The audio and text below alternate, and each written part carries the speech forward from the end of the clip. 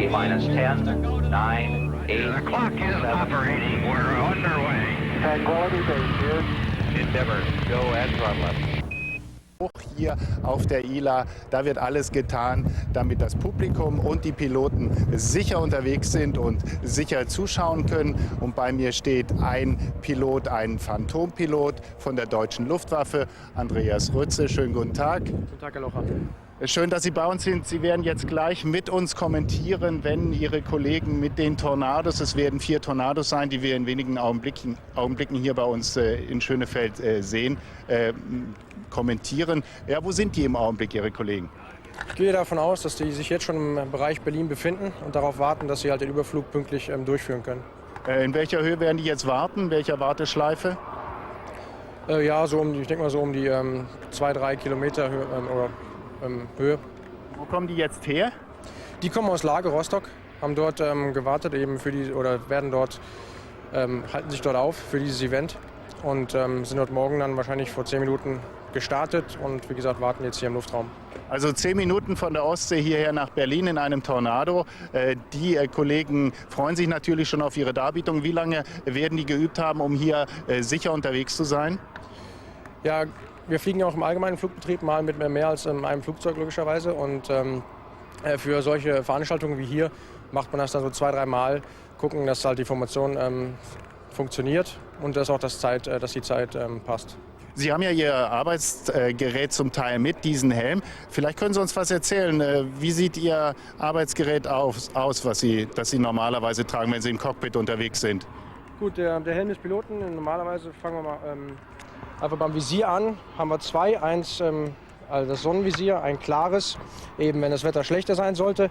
Dann die Maske, über die wir mit Sauerstoff versorgt werden und in dem sie ein Mikrofon befindet. Dazu auch das Kabel für die Kommunikation. Ansonsten haben wir dann noch ein Schloss hier an der Seite, dass wenn der Pilot sich rausschießen müsste und im Wasser landet und der bewusstlos ist, dass sich das automatisch löst, damit er mit Sauerstoff weiter versorgt werden kann, auch im Wasser. Dann des Weiteren. Ich darf mal kurz unterbrechen, Herr Rütze. Es kommt eine Frage aus dem Studio, höre ich über mein Ohr und die wollen wir jetzt mal schnell hören. Ja, wir sind etwas neugierig hier. Man hört ja von anderen Armeen anderer Länder, die haben eigene Kunstflugstaffeln. Hat die Luftwaffe, die bundesdeutsche Luftwaffe, sowas eigentlich auch oder gehört das überhaupt nicht zum Programm der Piloten? Ich gebe die Frage gerne weiter. Kunstflugstaffeln wie die Schweiz hat die deutsche Luftwaffe nicht. Wird das kommen oder warum gibt es die bei uns nicht? Also wir haben sie im Moment nicht. Einfach weil wir auch unsere Zeit auch erstmal nutzen wollen, um uns taktisch auch weiter fortzubilden. Und für alles Weitere kann ich Ihnen dazu keine Antwort geben. Also die Schweizer Kunstflugstaffel, die Patrouille Suisse, wird ja hier zu sehen sein. Und die haben kleine Flugzeuge, sind allerdings mehr oder weniger Freizeitpiloten, die das dann im Auftrag für die schweizerische Luftwaffe durchführen. Aber unsere Piloten hier der deutschen Luftwaffe, die sind mit ihrem Arbeitsgerät also hauptberuflich so eingespannt und ausgelastet, dass es im Augenblick jedenfalls keine Armee-Kunstflugstaffel gibt. Ihr Alltag, wie sieht der aus, wenn Sie unterwegs sind in Ihrer Phantom? Gut, morgens trifft man sich halt in der Staffel zum allgemeinen Wetterbriefing, die Wettersituation darstellen, die Situation der einzelnen Plätze, weil wir brauchen ja auch Ausweichplätze, wenn wir fliegen gehen. Und dann fängt die Flugvorbereitung an, die auch 1 bis 2 Stunden in Anspruch nimmt. Dann wird geflogen und dann auch noch mal so eine 1 bis 2 Stunden Nachbereitung des Fluges, um halt die Sachen noch auszuwerten, die man durchgeführt hat. Mit Fliegen allein hört sich so läppisch an, einfach wird geflogen. Sie haben ja eine umfangreiche Ausbildung hinter sich, um überhaupt in einem Cockpit der Luftwaffe Platz nehmen zu können. Ja, das ist korrekt. Das sind um die 3 Jahre, die Ausbildung zum Jetpiloten. Sie waren in den USA? Ja, wir fangen an erstmal in Fürstenfeldbruck mit einer Grundlagenausbildung. Da reden wir über Englisch, über Seerettungsausbildung und eben auch über die Zentrifuge. Zentrifuge, was heißt das? Zentrifuge, da wird der Pilot auf G-Belastungen vorbereitet und auch getestet. Also auf Druckbelastung, die das Mehrfache des menschlichen Körpers bedeuten? Das ist korrekt. Und dort wird Training durchgeführt, um eben damit mit der G-Belastung halt klarzukommen und eben das auch Automatismen einzustudieren. Und das ist sehr anstrengend, nehme ich an. Es macht Spaß. Also Sie müssen eine große Fitness ohnehin schon mitbringen. Ja, das ist auch eines der Voraussetzungen, um eben ausgewählt zu werden für den fliegerischen Dienst. Dann nach Fürstenfeldbruck geht es dann in die USA? Ja, dann fängt man an in Arizona, fliegt dort ein Propellerflugzeug, um mal reinzuschnuppern ins Fliegen. Und danach geht es dann für knapp ein Jahr, bisschen mehr, nach Texas, wo man dann auf 2 verschiedenen Jets ausgebildet wird. Da lernt man dann das Gefühl zu bekommen für die Geschwindigkeit? Das ist korrekt. Also das ist halt ein, wie sagt man auf Englisch, Building Block Approach. Das heißt, die Geschwindigkeit, die Flugzeuge werden größer, schneller. Und da werden die einzelnen Phasen auf den einzelnen Flugzeugen abgearbeitet. Ich höre jetzt gerade noch eine Frage aus dem Studio. Genau so ist es, Mick. Das, was wir da gleich sehen werden, was sind das eigentlich für Flieger in der Praxis? Welche Rolle spielen die in der Bundeswehr? Für welchen Einsatz sind sie eigentlich gedacht? Ja, das sind Jagdbomber. Die Tornados sind Jagdbomberverbände. 4 Stück gibt es noch in der Bundesrepublik. Und wie sieht der Alltag von den Jagdbomber-Kollegen aus, die jetzt hier vorbei fliegen? Die machen das ja sonst eigentlich nicht zum Spaß. Ja, deren eigentliche Aufgabe ist ja die Bekämpfung von Bodenzielen. Dazu werden halt auch Übungsflüge durchgeführt im täglichen Flugbetrieb und deren Planung besteht halt darin, sich auf das Einsatzspektrum halt vorzubereiten, eben die Bekämpfung von Flugzielen. Also fliegen, fliegen, fliegen unter allen Umständen, unter allen widrigen Bedingungen. Ja, bei allen Wetterbedingungen mit verschiedenen taktischen Szenarien, die da durchgespielt werden, um eben auf den Einsatz vorbereitet zu sein. Sie üben oder Sie fliegen oder Sie und Ihre Kollegen fliegen vorzugsweise über Deutschland oder auch in den europäischen Nachbarländern? Primär über Deutschland. Natürlich wird auch gerne mit den anderen Nationen trainiert, ist aber eher mal die Ausnahme. Wenn Sie aufsteigen, steigen Sie mindestens mit 2 Maschinen auf? Zum Ja und Nein. Also wir fliegen ja auch mal nur mit einer Maschine. Dann geht es halt um Aufrechterhaltung von Berechtigungen im Instrumentenflug und unter Sichtflug. So, wir hören gerade, die Maschinen sind im Anflug. Was passiert jetzt bei den Kollegen dort oben im Cockpit? Ja, es wird eine Zeit, wurde ja festgelegt, wann ja der Überflug stattfinden soll. Und da wird eine Strecke, wie eben schon mal berichtet, festgelegt. Und Kontakt mit den Lotsen? Selbstverständlich. Sprechen die jetzt auch untereinander in den Cockpits? Nein. Das ist alles, da ist keine Kommunikation vonnöten im Moment. Wie weit sind die denn jetzt auseinander? Das sieht so aus, als würden sie gleich zusammenstoßen. Ja, so um die 1 bis 2 Meter. Ist das Gefühlssache oder muss man das richtig trainieren? Man muss es trainieren auf jeden Fall. Später geht es dann ins Gefühl über, aber es ist doch sehr viel Training dafür erforderlich. Und für die Piloten ist es eine Übung wie jede andere? Es macht sehr viel Spaß, Formation zu fliegen, aber es hat natürlich jetzt auch keinen taktischen Hintergrund. Ja, das ist jetzt für den Vorbeiflug und es ist Show. Ja, nicht nur Show. Ich meine, der Hintergrund der Formation ist ja bei schlechtem Wetter zum Beispiel zusammen durchs Wetter gehen zu können. Deswegen fliegt man ja so nah beieinander. Das ist der eigentliche Hintergrund für einen Formationsflug. Ich bedanke mich mal bis hierhin und jetzt höre ich, wir geben zurück ins Studio. Danke auch natürlich zu Ila, auf die Ila, zu dir, Mick. Wir sehen uns wieder. Ich bin mir sicher in ein paar Minuten. Dankeschön erst einmal. Wir sehen im Hintergrund bewegt sich was. Das ist die C-17 jetzt. Ist vorgezogen worden. Offensichtlich unser Plan lautet ein bisschen anders. Genau, das ist jetzt der moderne Truppentransporter, den die Amerikaner weltweit einsetzen.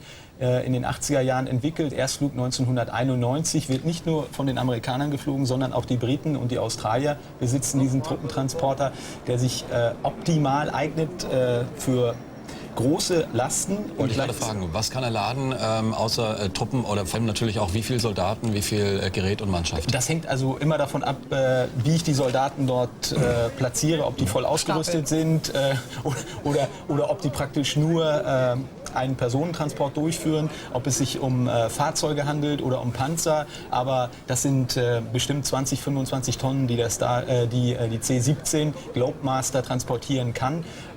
Die Maschine wird sehr vielfältig eingesetzt, um, wie gesagt, Material zu transportieren, aber auch um Fallschirmjäger abzusetzen.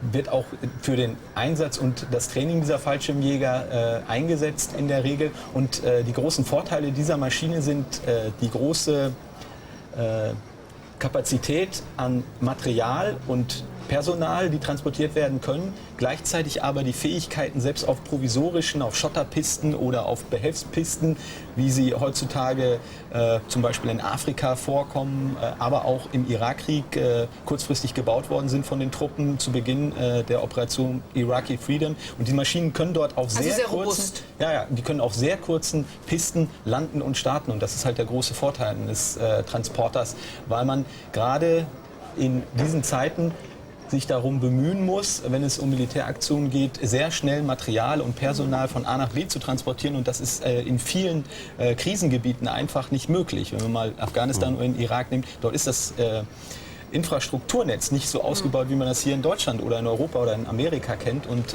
da ist der Lufttransport wesentlich wichtiger bei solchen militärischen Aktionen, als er hier in Europa wichtig ist. Ja, wir sehen, das Flugzeug im Hintergrund rollt jetzt langsam in Richtung Startposition, dürfen wir mal vermuten. Was geschieht da dann? Die fliegt einfach nur mal eine Runde, um gesehen zu werden von denen, die unten sind als Fachpublikum und landet dann wieder. Mit Kunststücken dürfen wir da jetzt, glaube ich, nicht rechnen. Das ist immer die Frage, was man als Kunststück betrachtet. Die wird schon einige Flugmanöver demonstrieren, die man so von einem Frachtflugzeug oder dann Transportflugzeug in der Regel nicht sieht. Die Maschine ist ja sehr leistungsfähig mit 4 Triebwerken und ich gehe mal davon aus, dass der Pilot gleich ein bisschen zeigen wird, welche Steigleistungen und auch welche Kurvenwinkel die Maschine fliegen kann und wird demonstrieren, dass da doch eine Menge Agilität, wie man das in der Fliegerei nennt, also Manövrierfähigkeit in diesem großen Koloss doch drinnen steckt. Ist das Ganze eigentlich auch ein Exportschlager? Verkaufen die Amerikaner diesen Flieger auch woanders hin? Die Amerikaner sind ja sehr restriktiv, wenn es darum geht, militärische Güter an andere Länder weiter zu verkaufen. Wie gesagt, die Australier besitzen noch diese C-17 und die Briten, man muss sagen, die Maschine ist sehr, sehr teuer. Also wir bewegen uns da im, ich glaube, 200 Millionen Dollar Bereich. Die kann sich also nicht jede Armee so einfach leisten. Im Endeffekt ist das wie ein modernes ziviles Verkehrsflugzeug, ein Hightech-Flieger. Und der hat halt seinen Preis, wenn man den A380 nimmt, mit 270 Millionen Euro Listenpreis. Dann kann man sich vorstellen, dass die Maschine, die ist zwar ein bisschen kleiner, aber natürlich militärisch auch noch modifiziert, auch nicht wesentlich billiger sein kann. Und was ich vorhin ja schon angesprochen habe, die Amerikaner sagen halt, unsere wirklich wertvollen militärischen Güter, wo viel Technologie drin steckt, die geben wir nicht einfach an jedes Land weiter, sondern das handeln wir sehr restriktiv und im Endeffekt bekommen nur die ganz, ganz engen Verbündeten die ganz, ganz wichtigen militärischen Güter, über die die Vereinigten Staaten verfügen. Dazu gehört Deutschland aber nicht aus welchem Grund, weil wir ja ein eigenes Militärprojekt, einen eigenen Militärflieger als Projekt laufen haben oder weil er auch einfach zu teuer ist? Nee, die Luftwaffe hat ganz einfach entschieden, dass die Maschine eine Nummer zu groß ist für die Bundeswehr. Und nachdem wir ja schon seit Jahren die Transall, ein mittleres Transportflugzeug, verwenden, läuft ja gerade das Projekt A400M. Das ist der neue Militärtransporter, der von Airbus entwickelt wird, der eigentlich schon in diesem Jahr seinen Erstflug haben sollte. Vermutlich verschiebt sich das. Auch da gibt es Probleme, wie bei dem A380 ehemals aufgetreten sind.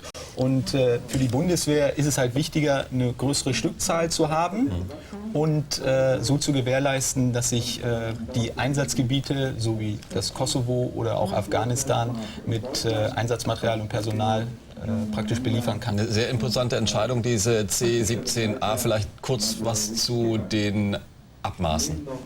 Kann man dazu was sagen? Die ist circa 40 mal 40 Meter, also das ist schon ein ziemliches Gerät und unser Blick hier auf den Fernsehschirm täuscht immer ein wenig. Das Ding sieht ein bisschen kleiner aus, als es wirklich ist. Also hier, wenn man die Triebwerke sieht, ein durchschnittlicher Mann, der kann da sicherlich drin stehen. Und wenn man wirklich dann auf dem Gelände oder wenn man die Maschine mal irgendwo anders sieht, vorne vor dem Bug steht, dann wird einem erst bewusst, was für ein Koloss das tatsächlich ist. Jetzt ist es ja häufig so in kriegerischen Auseinandersetzungen, gerade die Frachtmaschinen werden gerne mal beschossen von einer nicht wohlgesonnenen Seite. Ist die irgendwie bewaffnet? Gibt es ein Verteidigungssystem an Bord? Die ist nicht bewaffnet, aber die Maschinen, die in den scharfen Einsatz gehen, die haben Selbstschutzsysteme. Das heißt was? Das sind Radar-, Warn- und Infrarot-Warngeräte, die praktisch der Besatzung anzeigen, dass man mit Infrarotraketen oder mit radargelenkten Raketen beschossen wird.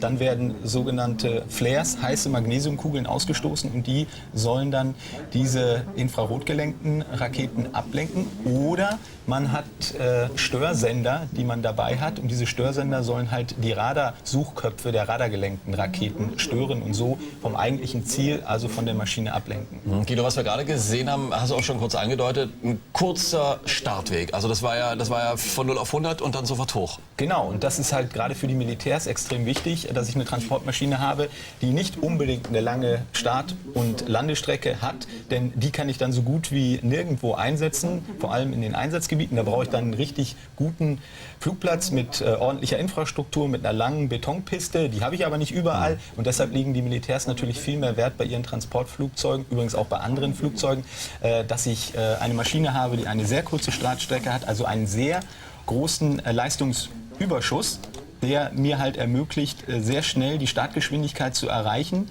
und dann auch die Maschine nach oben zu ziehen. Und wir haben es gerade eben auch gesehen, der Steigwinkel, der ist natürlich kein normaler Start gewesen, sondern da geht der Pilot dann schon ein bisschen über die eigentlich 5 Grad, die man so beim Start hat, hinaus und zieht die Maschine steiler in den Himmel, weil es halt spektakulärer ist. Die Tatsache, dass diese Flieger so robust sind, einfach weil es die Anforderung so will, bedeutet das gleichzeitig auch, dass sie weniger wartungsintensiv sind, weil sie mehr aushalten? Nein, das kann man nicht sagen. Überhaupt ist es in der Luftfahrt so, dass es für die meisten Maschinen festgelegte Wartungsintervalle gibt. Das heißt, ich habe vorgegebene Flugstunden und wenn diese Flugstunden abgeflogen worden sind, dann geht die Maschine in unterschiedliche Wartungsinspektionen. Die ist ab und zu mal langwieriger, ab und zu mal kürzer. Das hängt ganz davon ab.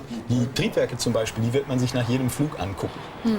Und wird gucken, ob es da Beschädigungen gegeben hat, weil die Maschinen, wie gesagt, auch auf Behelfspisten landen, wo dann natürlich leichter mal irgendwelche Gegenstände ins Triebwerk gesaugt werden. Guido, du hast gerade gesagt, dass die Amerikaner sehr vorsichtig sind, solche Hightech-Fluggeräte, Hightech-Waffen zu verkaufen. Nur die engsten Verbündeten kommen in Genuss, sofern sie sich das leisten können.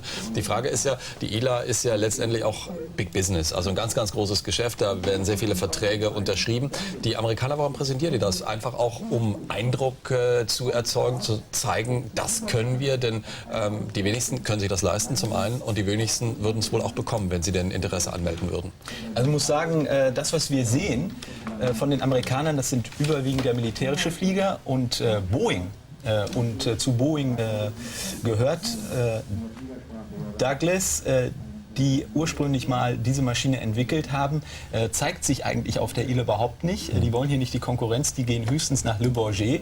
Und ich denke, das ist auf privater Initiative und Goodwill der Vereinigten Staaten, der Streitkräfte, dass sie hier als Reminiszenz an die Luftbrücke sozusagen diesen modernen Flieger auch präsentieren, denn wenn man jetzt zum Beispiel sich Paris, Le Bourget anguckt, da sind die Amerikaner im Flugprogramm viel stärker vertreten, weil, wie du gerade eben schon gesagt hast, man sieht hier ja nicht die großen Kunden auf der ILA, weil die ILA auch so ein bisschen als das Tor zum Osten gilt und die Amerikaner sich eigentlich sicher sind oder die großen Rüstungskonzerne wie Lockheed Martin oder wie Northrop Grumman oder auch Boeing, dass man eigentlich kaum Material in den Osten verkaufen kann, beziehungsweise man es gar nicht verkaufen will, um diesen Technologietransfer nicht durchführen zu können.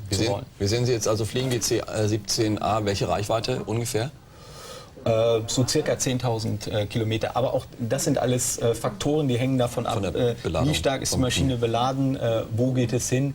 Also diese ganzen nackten Fakten und Zahlen, die man immer im Bereich der Luftfahrt lesen kann, die sind immer sehr variabel letztendlich im Einsatz zu betrachten, weil wenn ich einen Hubschrauber nehme, der hat eine bestimmte maximale Startkapazität, ein Startgewicht. Wenn ich in Afghanistan mit dem Hubschrauber fliege, aufgrund der Höhe, die ich schon habe und dann der hohen Temperaturen, reduziert die sich automatisch. Und genauso sieht es natürlich auch mit Transportmaschinen aus. Je mehr Gewicht ich habe, desto mehr Leistung müssen natürlich die Triebwerke erbringen, desto mehr Treibstoff verbrauche ich und desto geringer wird die Reichweite letztendlich solcher Maschinen. Und jetzt sieht es fast so aus, als wenn sich der Flieger so langsam wieder in Richtung Landeanflug begeben würde. Hat eben ein paar sehr schöne enge Kurven geflogen, wie man sehen konnte. Du hast Afghanistan und den Irak jetzt schon ein paar Mal angesprochen. Das sind die aktuellen großen Krisenherde für die Amerikaner, auch für die Bundeswehr. Und man sieht ja auch an diesen beiden Ländern, dass da wirklich gerade das Flugmaterial auch vor ganz neue Herausforderungen gestellt wird. Insbesondere Afghanistan ist so ein Problemfall mit dem ganzen Sand, mit den Stürmen, den Sandstürmen, die da herrschen. Das ist alles nicht einfach. Wie wird das aufgefangen von den beteiligten Armeen dort? Ja, indem man halt diese Wartungsintervalle verkürzt. Die sind wesentlich kürzer im Vergleich zu den Einsatzgebieten hier in Europa oder in den Vereinigten Staaten. Dann hat man einen höheren Verschleiß und deshalb werden halt bestimmte Teile einfach häufiger ausgetauscht. Grundsätzlich kann man aber gegen den Staub, gegen diesen feinen Sand nichts machen. Der ist halt da und der wird auch, wie du gerade eben gesagt hast, durch die Sandstürme, aber auch dadurch, dass natürlich die Triebwerke diesen Sand ansaugen oder die Rotorblätter diesen Sand aufwirbeln, natürlich in die Maschine, überall in jede Ritze, in jede Fuge hinein gepresst. Und ich habe mal mit einem Eurocopter-Mitarbeiter gesprochen, die warten, die deutschen Hubschrauber, die in Afghanistan eingesetzt sind, und er hat gesagt, es gibt eigentlich am Hubschrauber keinen Ort, wo man nicht diesen Sand findet. Und der muss dann praktisch mit dem Pinsel, muss der gesäubert werden, um sicherzustellen, dass die Maschine nach dieser Inspektion, nach dieser Wartung dann wieder einsatzbereit ist. Jetzt kommt sie wohl runter, die Boeing C-17A. Ist schon ein imposantes Fluggerät tatsächlich. Bilder live von der Internationalen Luftfahrtausstellung in Berlin-Schönefeld. Was man dazu vielleicht auch sagen muss, wenn diese Maschinen im Einsatzbetrieb sind, wie jetzt aktuell in Afghanistan oder im Irak, dann bedeutet das letztendlich, dass die Maschinen auch schneller altern. Weil sie ganz einfach viel mehr Flugstunden haben, viel häufiger landen, unter schwierigeren Bedingungen landen und starten müssen. Was bedeutet, dass die Zelle, die ja grundsätzlich für eine bestimmte absolute Flugstundenzahl ausgelegt und entwickelt worden ist, dass die dann ganz einfach stärker beansprucht wird. Hier sehen wir jetzt gerade Schubumkehr. Ne? Und, es geht auch rückwärts. Das ist halt auch... Aber ist das eine Besonderheit dieses Militärfliegers oder könnte das normalerweise jede Passagiermaschine auch, wenn die Schubumkehr offen bleibt? Da bin ich jetzt ehrlich gesagt überfragt, ob das mit jeder Passagiermaschine geht. Ich möchte es nicht ausprobieren wollen. Davon mal abgesehen, ich möchte auch mit dieser Maschine nicht fliegen. Ich glaube, du brauchst einen sehr robusten Magen, aber imposant fand ich das jetzt schon. Es geht aber grundsätzlich, dass man, wenn man praktisch Gegenschub gibt, dass die Maschine dann zurückrollt. Das wird natürlich hier auf den Flughäfen mit Zivilmaschinen nicht gemacht. Das können aber ebenso Propellermaschinen, auch die können rückwärts rollen. Aber das macht man natürlich nur in Ausnahmefällen, weil das natürlich immer ein großes Risiko birgt. Ja. Welches? Ja, man kann ja nicht nach hinten sehen in der Regel. Gut. Und dass man dann irgendwie einen Gegenstand erwischt oder vielleicht in eine andere Maschine hineinkracht, ist ja so schon häufig der Fall, dass beim Taxiing, also beim Rollen auf den Flugplätzen, immer wieder Maschinen aneinander geraten, weil die Piloten sich verschätzen. Und ich glaube, das würde eine Menge Ärger geben für jeden Piloten, wenn er dann seinen Vorgesetzten oder seiner Gesellschaft sagen müsste, ja, ich wollte mal kurz rückwärts rollen. Also das muss geht nicht sein. Das geht ganz einfach nicht. Aber grundsätzlich, technisch geht das natürlich mit den Triebwerken, dass man sowohl nach vorne als auch nach hinten rollen kann. ILA hat die Erwartungen der Veranstalter übertroffen.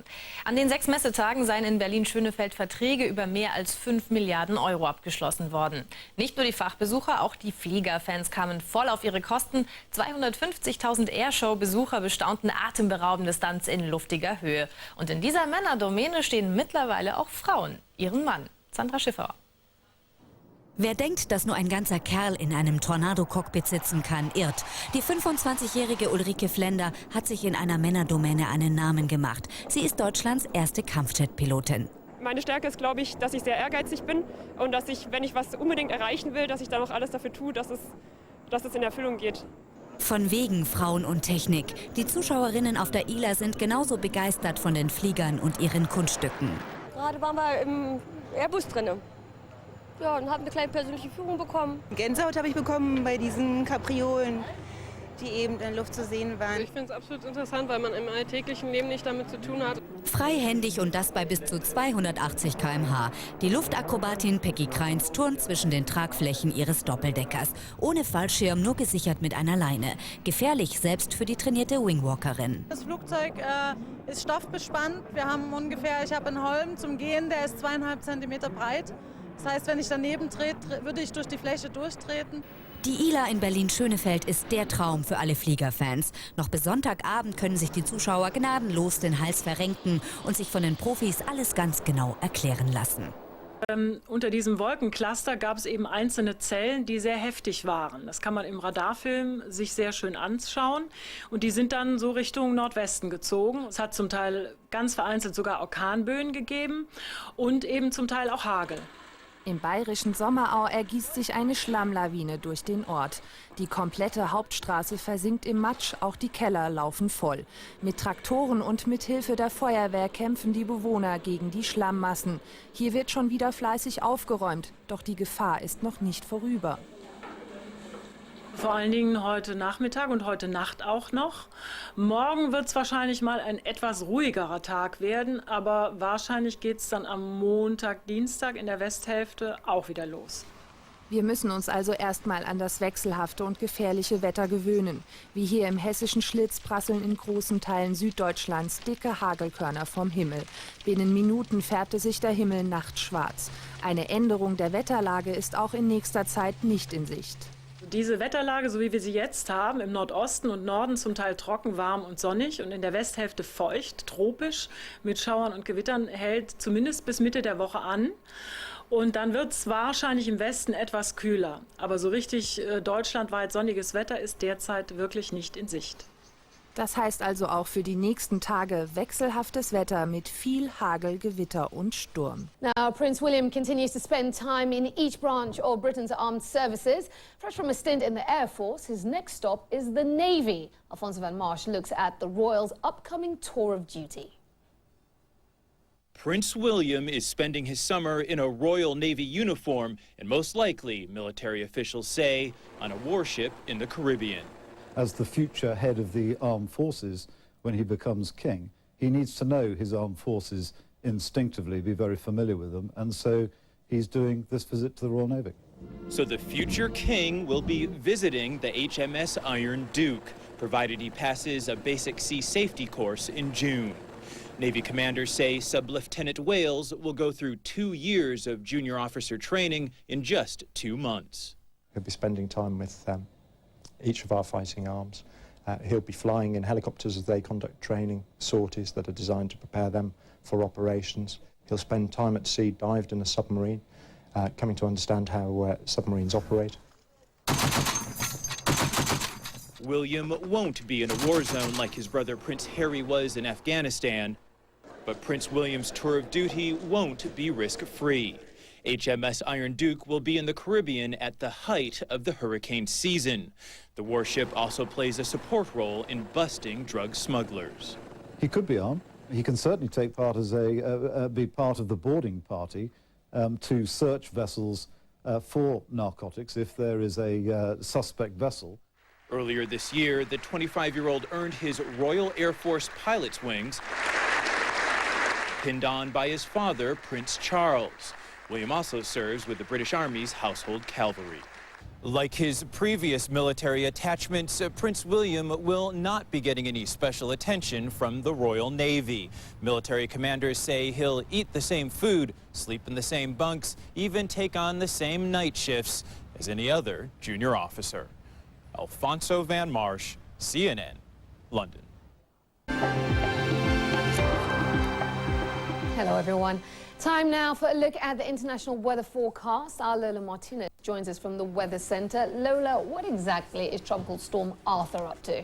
What is he up to? You know, just a day, Aisha, before the official hurricane season 2008 in the Atlantic starts, we already have a tropical storm. We're seeing plenty of that moisture, Aisha, if you actually see it here, because it formed just off the coast of Belize. It is impacting such a large area, and of course, this is a big resort area from Cancun, Cozumel, Isla Mujeres. So many residents, many tourists across this area. We warn you because it can produce plenty of that moisture and also some very gusty winds. We are expecting it to continue that status of tropical storm, moving very slowly. So we could see some very heavy rains with it, then possibly weakening in contact with land and then moving across into the Gulf of Campeche. We'll keep you posted because plenty of that rain will definitely be felt, not just there across the Yucatan Peninsula, but also into Belize, into El Salvador and into parts of Guatemala. So we'll definitely be talking about that at least for the coming days. Well, other parts of the world that have been seeing a very different weather pattern, in fact, across Florida. Very nice, but I do have the June track in terms of what to expect. This is an area, the Gulf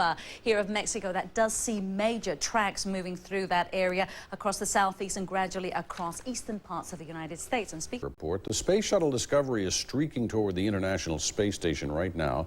carrying a new Japanese-built laboratory that's as big as a bus and cost $1 billion. It's also carrying something that the members of the space station crew have been squirming for. It's a 35-pound pump for their broken toilet, and this is no laughing matter. Miles O'Brien was in Florida for the liftoff. 3, 2, 1. Booster ignition and liftoff of Shuttle Discovery. On a flawless day, it was a flawless countdown for the Space Shuttle Discovery, the 7-member crew making its way to the International Space Station, carrying with it a bus-sized Japanese-built laboratory called Kibo, which is hope in Japanese, which will greatly expand the scientific potential of the International Space Station, laying the groundwork for about a year from now, doubling the crew size from the current 3 to 6. NASA Administrator Mike Griffin says this is what we've all been waiting for on the space station. The space station is a 900,000-pound ship, more than 900,000 pounds. It's a huge device. It takes a couple of people just to operate it. During the launch, NASA mission managers and engineers watched very carefully the camera attached to the shuttle's external fuel tank and noticed at least 5 pieces of that insulating foam falling off the fuel tank toward the Space Shuttle orbiter. This, of course, a big concern after the loss of the Space Shuttle Columbia, which lost a piece of its heat shield as a result of foam falling off of it, leading to the loss of that vehicle and crew. As it turns out, the engineers do not appear to be too concerned about it because those pieces of foam fell off at much higher altitude than they did in the case of Columbia, and it is very likely they fell harmlessly in that thin atmosphere. Nevertheless, they'll be going through those pictures very carefully, looking for any potential damage during the course of this 2-week mission. Also an important part of this mission, the 7-member crew carrying on board a 35-pound toilet pump to replace a broken pump on board the International Space Station. The crew there has been dealing with a bulky toilet for more than a week.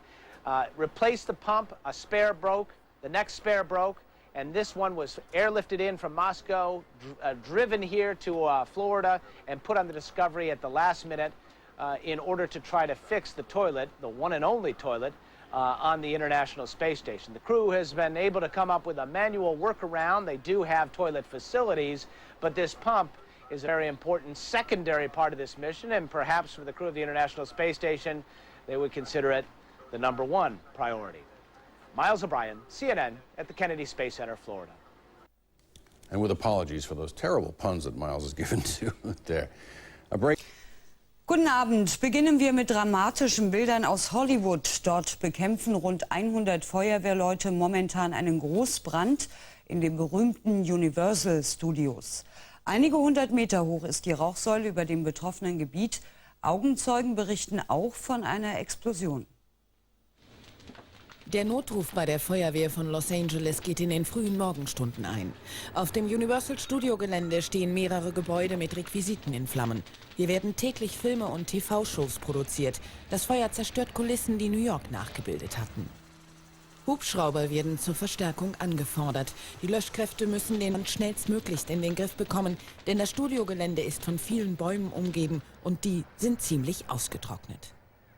Die Fassaden der brennenden Häuser sind aus schwerem Bauholz und das ist bekannt dafür, dass es wie Zunder brennt. Erst nach mehreren Stunden melden die Einsatzkräfte, der Brand ist unter Kontrolle. Auch wenn die Flammen an einigen Stellen noch auflodern, so ist es den Feuerwehrleuten gelungen, eine weitere Ausbreitung des Feuers zu verhindern. Was den Brand ausgelöst hat, muss nun ermittelt werden. Ungehindert, denn es hat einige Probleme heute Morgen hier in Hollywood gegeben, in Los Angeles gegeben, zum Beispiel die Feuerwehr hat versucht, den Brand natürlich zu löschen. Es gibt eine eigene Feuerwehr dort bei den Universal Studios. Denen ist allerdings das Wasser ausgegangen. Also da musste erstmal Wasser mit LKWs hereingebracht werden, sodass die Feuerwehr weiter löschen konnte. Man lässt den Brand in bestimmten Teilbereichen jetzt auch einfach brennen, weil er von der Feuerwehr als unlöschbar eingeschätzt wurde.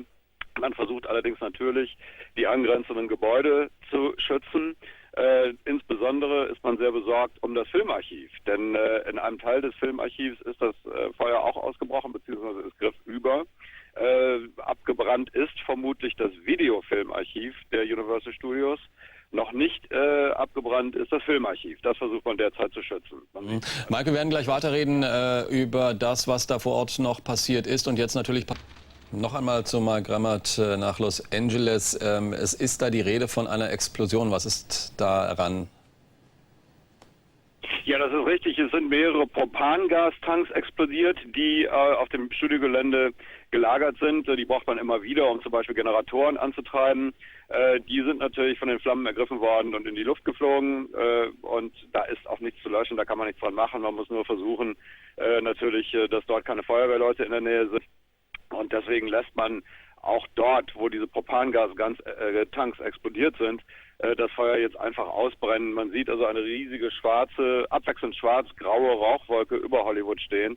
Es ist relativ windstill in Los Angeles heute. Das hilft natürlich den Feuerwehrleuten. Wenn da jetzt diese berühmten Santa Ana-Winde oder Ozeanwinde reinblasen würden, dann würde es das Feuer natürlich immer wieder von vorne entfachen. Mike Grammert, recht vielen Dank für diese Information. No deaths, fatalities, but there are people still resident in hotels contained within the lot, but they're not evacuating those people.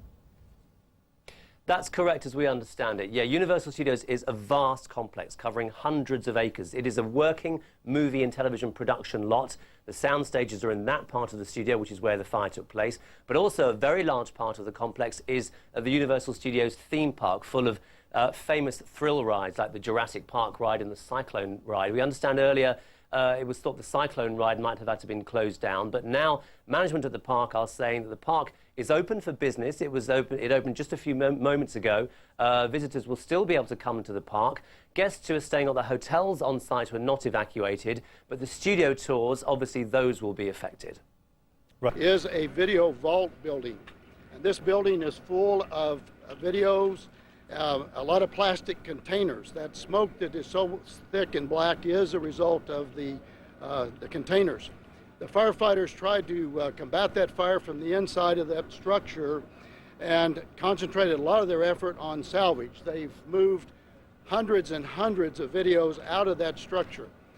We have that building completely surrounded by what we call master streams, and we're continuing to drown that building with the water as best we can, but we anticipate it's probably going to burn for another hour or so in spite of our efforts to surround and drown it. This particular fire it injured 3 firefighters. They're all minor injuries. They've been taken to local hospitals and they are being treated, but they are in very good shape. We had one heat exhaustion from a LA County firefighter and a couple of minor burns from Los Angeles City firefighters.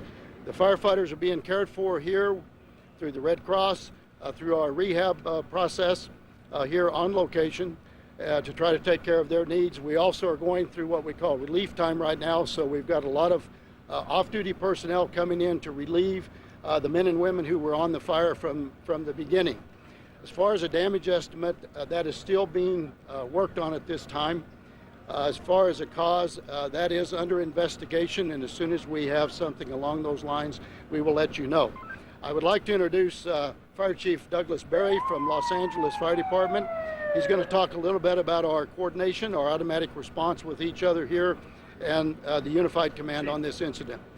We'll take questions in a minute. Chief Berry. Good morning. LA City Fire Department responded in support of LA County Fire on this incident.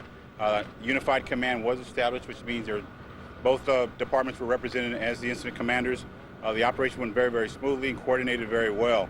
We trained unified command both on brush fires and occupancies just such as this, and it proved to be very, very valuable in this case. And so everything went well from an operational standpoint, and we're going to continue in those efforts and working together with LA County. Very good. Next, I'd like to introduce Supervisor Zev Yaroslavsky from Los Angeles County. Supervisor. Thank you, Chief. I'll be very brief. This is a complicated fire. The lion's share of the studio is in the county unincorporated area, so the joint response between the county and the city worked as it was supposed to work. There has been concern expressed, and I want to assure everyone that we're going to look into it as to the water pressure issues that at the outset of the fire. There's no question that there was a lack of water pressure or adequate water pressure, at least from the perception of a lot of the firefighters and personnel. We're going to find out what the problem was. Not sure it had any impact on the fire itself, but it's something that we need to be aware of going forward. This is remarkable. Again, we are fortunate in Los Angeles to have two of the greatest fire departments in the world, the county and the city fire departments. They contained this fire. It could have been much, much worse than it was, but it's bad enough, and congratulations to all who have been a part of this, and we need to look ahead. Thank you. Next from the City Council of Los Angeles, Council Member Tom LaBonge. Tom? As I awoke this morning from my home in Silver Lake, I looked out a window over the Hollywood Hills, and it looked like a bomb had exploded in the San Fernando Valley. When I called Los Angeles City Dispatch, they told me about this fire here, and knowing there would be a great coordinated effort between the county and the city. They did have helicopters working from Mount Lee, dropping water right into the heart of the fire. It was a tremendous effort. I was on the lot for 2 hours and saw the great work of city and county firefighters and Universal employees trying to salvage and save those valuable video archives. Only 3 firefighters were hurt. It's a blessing, and I will join with Supervisor Yaroslavsky on the issue of the water. But I want to thank everybody and hope that we could get this thing out and back to normal. Thank you, Chief. Next from Universal, the President and Chief Executive Officer, Mr. Ron Meyer. Thank you, Chief. Well, just before we answer any questions, I'd like to thank some people. Fire Chief Freeman, LA County Fire Chief Freeman, LA Fire Chief Barry, the Burbank Fire Department, obviously our employees who came here and gave their time to work today, and County Supervisor Zev Yaroslavsky, Councilman Tom LaBonge, the Burbank Fire Department. I can't say enough about the work the fire department does. I know we all know it, but they are real heroes. I mean, they were here in record time. They contained a fire that could have really burned horribly out of control. And in a bad situation, they really made it as manageable as it possibly could be. So I can't thank them enough on behalf of all of us at Universal. I want to be clear that the theme park today will open at noon. That the only, as the chief had mentioned, the video library was affected and damaged, but our main vault of our motion picture negatives was not. The entire property will be open for business as usual tomorrow, including the theme park and City Walk. So, thank you. Ron, can you explain a little more about the videotape? What was it?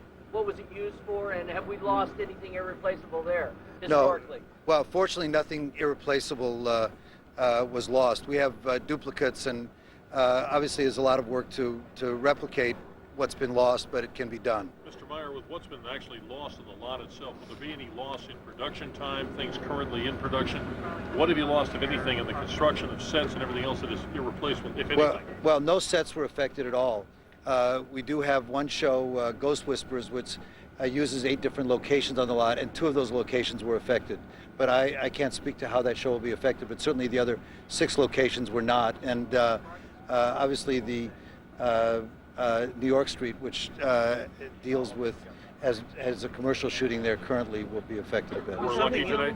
Pardon? We're really lucky today? Well, we were very lucky today. It could have been worse. I mean, it's a bad situation, but we were very fortunate that it's not worse. This is not the first time, and it's not the first studio to have, these back lots are sadly made to order for sad situations like this. Occasionally you had some here in the 90s. Other studios have had problems with the back lot. Is there anything you can do, or is this the nature of the beast? The facades are combustible, etc.? Well, these are very safe areas. I mean, I can't really answer to it. The fire investigators would have to give an answer to that. But these are very, very safe areas and maintained very meticulously. So I don't think these are any more dangerous than, frankly, any other neighborhood. This is a self-contained city. Was there any filming going on at the time that the fire started? No, there wasn't. Mr. Meyer, we've heard reports that Universal Studios received a bomb threat, a call of a bomb threat half an hour before the fire broke out. Do you know anything about that? I don't think that's true, but I couldn't answer that. It's the first I've heard of that, so I don't believe that's the case. I don't think that. No, none of us have heard that, so I don't believe that's the case. For some historical context, can you give us a sense, not just for the LA audience, but for around the world, people that are familiar with the movies and shows that have been filmed there? On New York Street and Courthouse Square, run us through some. Bruce Almighty was recently shot there not too long ago. Can you give us some other names that people at home will recognize? Jim Waters, you want to give some? Yeah, Back to the Future, obviously, was very predominantly there. I'm trying to remember offhand, but it's, you're getting me at a bad time to try to think of film titles, but there were endless film titles. Hopefully we can get you that information later. It's nice to say throughout the years, people at home who've never been to Universal Studios, who've been watching television at home with their families, have seen exactly what was destroyed today numerous times. Oh, sure. It's not just Universal films that are shot here, but many outside films get shot on this lot. Most recently, we shot a film called The Changeling. That was a Universal film directed by Clint Eastwood, starring Angelina Jolie. So that set is completely destroyed where they shot that. And Mr. Meyer, if there had been a bomb threat, you would expect to have heard about it in your position with this company, don't you think? Oh, if there was a bomb threat, we would have all heard about it, yes. Because someone at the state level, pretty high up, has told us that there was a bomb threat. This came from an official, so... Well, there's a very large police and fire presence here, and we have our own security, and none of us have heard this, so it would be the first that we've heard about this. I don't think that's true. Could you please address the low water pressure issue at the podium and talk more about the genesis of this fire? We know what time it started, but of course there were concerns initially that perhaps there was some shooting going on. What can you tell us about how this fire may have started, Chief? Okay, the question is information about how the fire started. As I said before, that is currently under active investigation. It is the preliminary information. There was no shooting underway at the time of the fire. Other than that, we are following up on information, but there's nothing further at this point. It did start in the area of the backdrops, the facades, and as soon as we have information on that, we'll give that to you, but we don't want to speculate at this point. You two didn't hear about... We have heard no information at all about any sort of threat of any type. Prior to or during the fire this morning. What about the water pressure? The water pressure was a challenge, and there are a couple of things that we're definitely going to look into. After the fire in the early 90s, we went back in, and Universal was very proactive, working with us to re-engineer many of those facades to try to build in fire protection. It appears that the fire this morning overwhelmed those built-in fire protection features, which were a series of deluge pipes within the facade. So we're going to readily and quickly reevaluate that. We're also going to see if that had any impact on the water pressure. What we need to recognize, however, is that we had essentially 2 city blocks on fire at the same time. And the fire not only was burning those city blocks, but those backdrops, those facades are very flammable, and then it exposed a couple of other structures, one of which continues to burn, the video vault. The King Kong facility actually caught fire from up on the roof due to flying brands and the radiated heat. And that fire burning from the roof actually compromised the sprinkler system inside and quickly made it impossible for firefighters to operate safely on the inside. So again, as we continue the investigation and reevaluate what's here and rebuild along with Universal, we'll re-engineer and we'll learn from this. But again, we need to recognize this was a tremendous amount of fire which confronted the firefighters on arrival, which can overwhelm almost any water system. The firefighters were very innovative and very creative in the way that they handled the shortage of water. At the height of the fire, our commanders indicate that they were flowing in excess of 18,000 gallons of water per minute.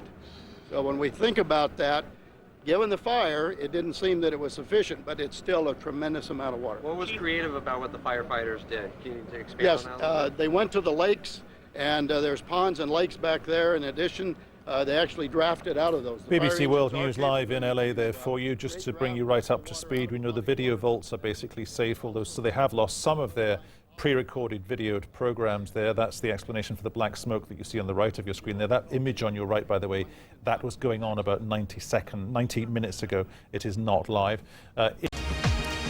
Hello, everyone. In the U.S., come August, Denver will be attracting some out-of-this-world political figures in the Democratic Party. But right now, it's a far-out story of a different kind that has the Mile High City all abuzz. One man is certain, in fact, he says he has irrefutable evidence of an alien visitation. Our affiliate in Denver has the details.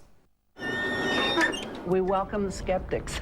Come one. Thanks for being here. Come all. You're both with the press, right? To the greatest show that's a history making on this strange planet we call Earth. Thanks so much for coming. Jeff Peckman might not have 3 rings in front of him. Okay, I get to take some pictures too. But he sure does know how to create one heck of a media circus. CBS Early Show, a 9 News, Rocky Mountain News. So we want to start right away. My name is Jeff Peckman. I do want to say that I never mentioned anything about invasions or attacks. Peckman wants to create an extraterrestrial affairs commission in the city of Denver. No kidding. This could be something of an historic event. He told us on this day. This is an important thing for people to know. He would show us the one piece of video that convinced him Denver needs that commission. We're going to have to ask that people turn their cameras away. If only we all said okay to not recording the ET. Point them away from the screen, please. No still photos. We set. They're peeking through the window and popping up and down. Of course, we told Peckman we had to let you see something, and so he gave us this. One frame of the video, a video shot by a man in his Nebraska home in 2003. If it is a puppet, which it would be a very elaborate and expensive puppet. Judge for yourself. What do you see? Still skeptical? So is Baylor Schreiber. I couldn't believe that adults were spending their time watching a Saturday Night Light skit. Yet there are no clowns here in this circus, say the faithful. It's time that the government stop covering this up. Just one little gray man on the outside looking into the big tent we call life. Chris Van Veen, 9 News. 241.000 Besuchern ist in Berlin-Schönefeld die diesjährige internationale Luft- und Raumfahrtausstellung ILA zu Ende gegangen. Auf der Ausstellung wurden über 300 Fluggeräte gezeigt, unter anderem der A380. Wegen Lärmbelästigung wurde das Flugprogramm in Schönefeld allerdings verkürzt. Das brandenburgische Verkehrsministerium hatte den Aufstieg lauter Kampfjets zur Flugdemonstration verboten. Aller Voraussicht nach der erste Afroamerikaner, der fürs Weiße Haus kandidiert. Es wird erwartet, dass er im Laufe dieser Nacht genug Stimmen zusammen hat. Ob er auch der erste schwarze Präsident der Vereinigten Staaten wird, das steht natürlich noch auf einem anderen Blatt. Das wäre dann die wirklich tiefe Zäsur in der amerikanischen Geschichte. Das wäre es aber auch, wenn erstmals eine Frau ins Weiße Haus einzöge. Und es fällt Hillary Clinton sichtlich schwer, sich von diesem Traum zu verabschieden. Berichte über ihren Rückzug heute ließ sie dementieren. Vor wenigen Minuten erklärte sie dann aber, sie sei bereit, als Vizepräsidentin neben Obama zu kandidieren. Uwe Kröger über den langen Abschied der Hillary Clinton. Es wird ein weiteres Stück vom Ende sein, das einen so langen Anfang hatte. Die Medien haben aufgerüstet. Hier im New Yorker Baruch College wird Hillary Clinton in 6 Stunden den Abschluss des Vorwahlkampfes zelebrieren. Doch sich immer noch nicht geschlagen geben, heißt es. Eines gab den Ausschlag. Obama war gegen den Irakkrieg, Hillary dafür. Das war ihr Verhängnis. Sie hatte den Jubel ihrer Anhänger genossen bis zuletzt und sie kämpfte sich voran auf der langen Zielgeraden, immer neue Kraft schöpfend aus Ehrgeiz und politischem Sendungsbewusstsein. Sie wollten mich schon seit Iowa ausboten, aber alle Nachrufe sind verfrüht. Noch einmal eine Großkundgebung und ihre familiären Truppenteile geben Feuerschutz, Ex-Präsident Bill Clinton und Tochter Chelsea. Und sie feiert den heimlichen Gewinner des Rennens, sich selbst. In dieser Kampagne ging es darum, den stärksten Kandidaten gegen John McCain zu nominieren. Tatsache ist, dass ich die meisten Wählerstimmen gewonnen habe.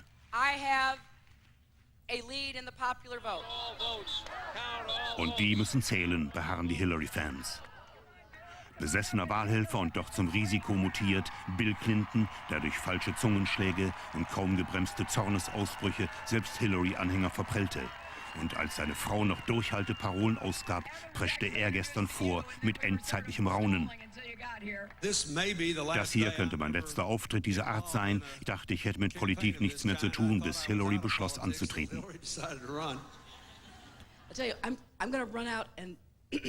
Ihr selbst blieb irgendwann dann doch die Luft weg und sie übergab das Mikrofon an Tochter Chelsea. Spitzenreiter Barack Obama, der heute Nacht schon über die Hürde zu springen hofft, streckt bereits in präsidialem Großmut die Hand aus in Richtung Hillary. Wenn der Pulverdampf sich gesetzt hat, möchte ich sie treffen. Sie hat die Orts- und die Zeitwahl. Die Waffenwahl hat er. Bietet er die Vizepräsidentschaft an aus seinem Köcher? Senator Clinton hat ein herausragendes Rennen hingelegt und hat sich überaus verdient gemacht um die Allgemeinheit. Ich werde mit ihr zusammenarbeiten im November. Ausstieg heute Abend schon. Das Clinton-Lager verschickt noch immer Dementis, aber sie hat die Hälfte der Stimmen, es liegt bei ihr. Ich erwarte, dass sie aufgibt heute Abend. Doch vor dem Baruch College wird weiter spekuliert. Hillary blickt nach vorn. Ja, ließ sie eben wissen, sie würde die Vizepräsidentschaft annehmen. Tja, dann fragen wir doch mal unseren Washington-Korrespondenten Klaus-Peter Siegloch. Was heißt das? Sie nimmt die Vizepräsidentschaft an, aber sie gibt trotzdem noch nicht auf? Sehr schwer zu verstehen. Ja, Hillary Clinton ist manchmal schwer zu verstehen. Sie macht es spannend bis zur letzten Minute. Ihren Wahlkampfmanager hat sie vorgeschickt vorhin noch und der hat erklärt, sie werde heute Nacht nicht ihre Niederlage eingestehen, denn Barack Obama sei immer noch nicht über der magischen Zahl von 2118 Delegierten. Aber über diese Hürde, die wird er heute Nacht springen oder spätestens morgen. Das heißt also, dann wird Hillary Clinton nicht drum herum kommen. Deswegen ist das möglicherweise ein Scheingefecht. Sie wird wahrscheinlich doch heute Nacht sagen, sie reicht Barack Obama die Hand. Jedenfalls hat sie einen großen Teil ihrer Wahlkampfhelfer schon sozusagen die Kündigung geschickt. Ab 15. Juni werden die nicht mehr bezahlt. Was bringt denn so ein Scheingefecht? Also was verspricht sie sich davon? Naja, sie pokert natürlich um ihre künftige Rolle. Sie will nicht nur erfolgreiche Senatorin sein, sie möchte wieder ins Weiße Haus oder jedenfalls in die Nachbarschaft des Weißen Hauses zurück. Ob sie denn nun wirklich Vizepräsidentin werden könnte, wenn Obama gewinnt, ich habe immer noch ein bisschen meine Zweifel, denn Barack Obama ist, glaube ich, nicht so total fasziniert von der Idee, Bill und Hillary bei sich im Weißen Haus zu haben. Aber möglicherweise bietet er ja ihr eine andere herausragende Position an. Außenministerin wäre eine Frage oder irgendeine andere bedeutende Position in seinem Kabinett. Das ist durchaus möglich. Er hat von heute ja von Zusammenarbeit gesprochen. Und er hat das Wort Vizepräsidentschaft nicht in den Mund genommen. Man weiß auch, dass Michelle Obama eine Gegnerin einer Lösung ist, die Hillary wieder ins Weiße Haus zurückbringt. Also an den Frauen liegt es dann. Danke, Klaus-Peter Siegloch.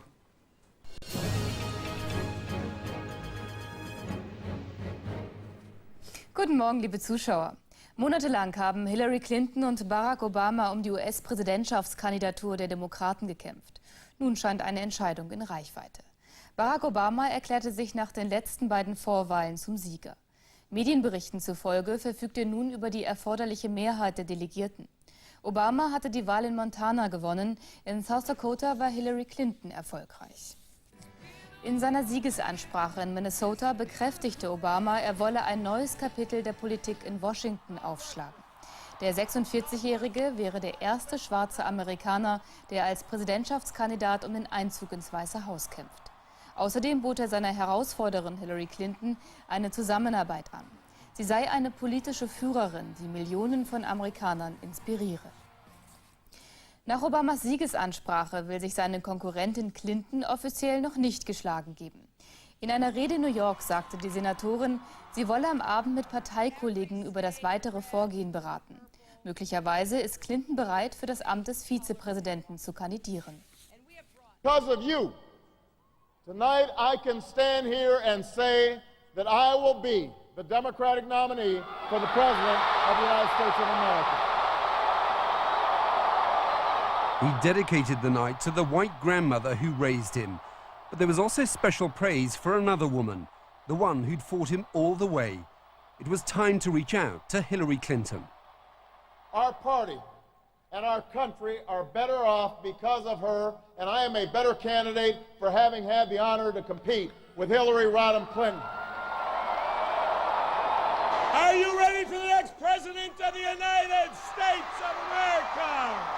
In New York, some of her campaign still appeared to be in a state of denial. When Hillary Clinton reached the stage, there was no mention of her own presidential ambitions. She congratulated her rival without conceding defeat. And then she addressed the issue on everyone's minds. What next? Now the question is, where do we go from here? And given how far we've come and where we need to go as a party, it's a question I don't take lightly. This has been a long campaign, and I will be making no decisions tonight. Could she be part of a dream ticket to unite a divided party? The answer ultimately lays in his hands. For Barack Obama, a brief moment to take it all in. Yes, he's come a long way, but in front of him now, the bigger challenge of beating John McCain in the race for the White House. Jonathan Beale, BBC News, Washington. Well, Barack Obama made his speech in Minnesota, which is to be the site of the Republican convention in September. He said this year marked a momentous change in American politics. Tonight we mark the end of one historic journey with the beginning of another. A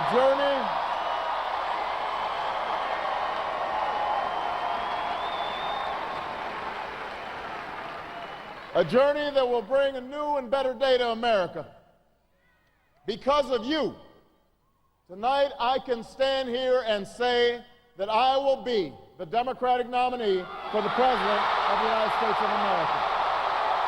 There are many words to describe John McCain's attempt to pass off his embrace of George Bush's policies as bipartisan and new, but change is not one of them. Change is not one of them.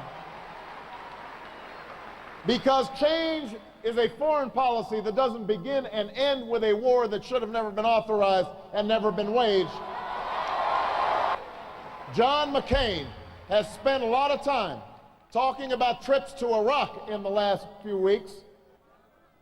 But maybe if he spent some time taking trips to the cities and towns that have been hardest hit by this economy, cities in Michigan and Ohio and right here in Minnesota, he'd understand the kind of change that people are looking for.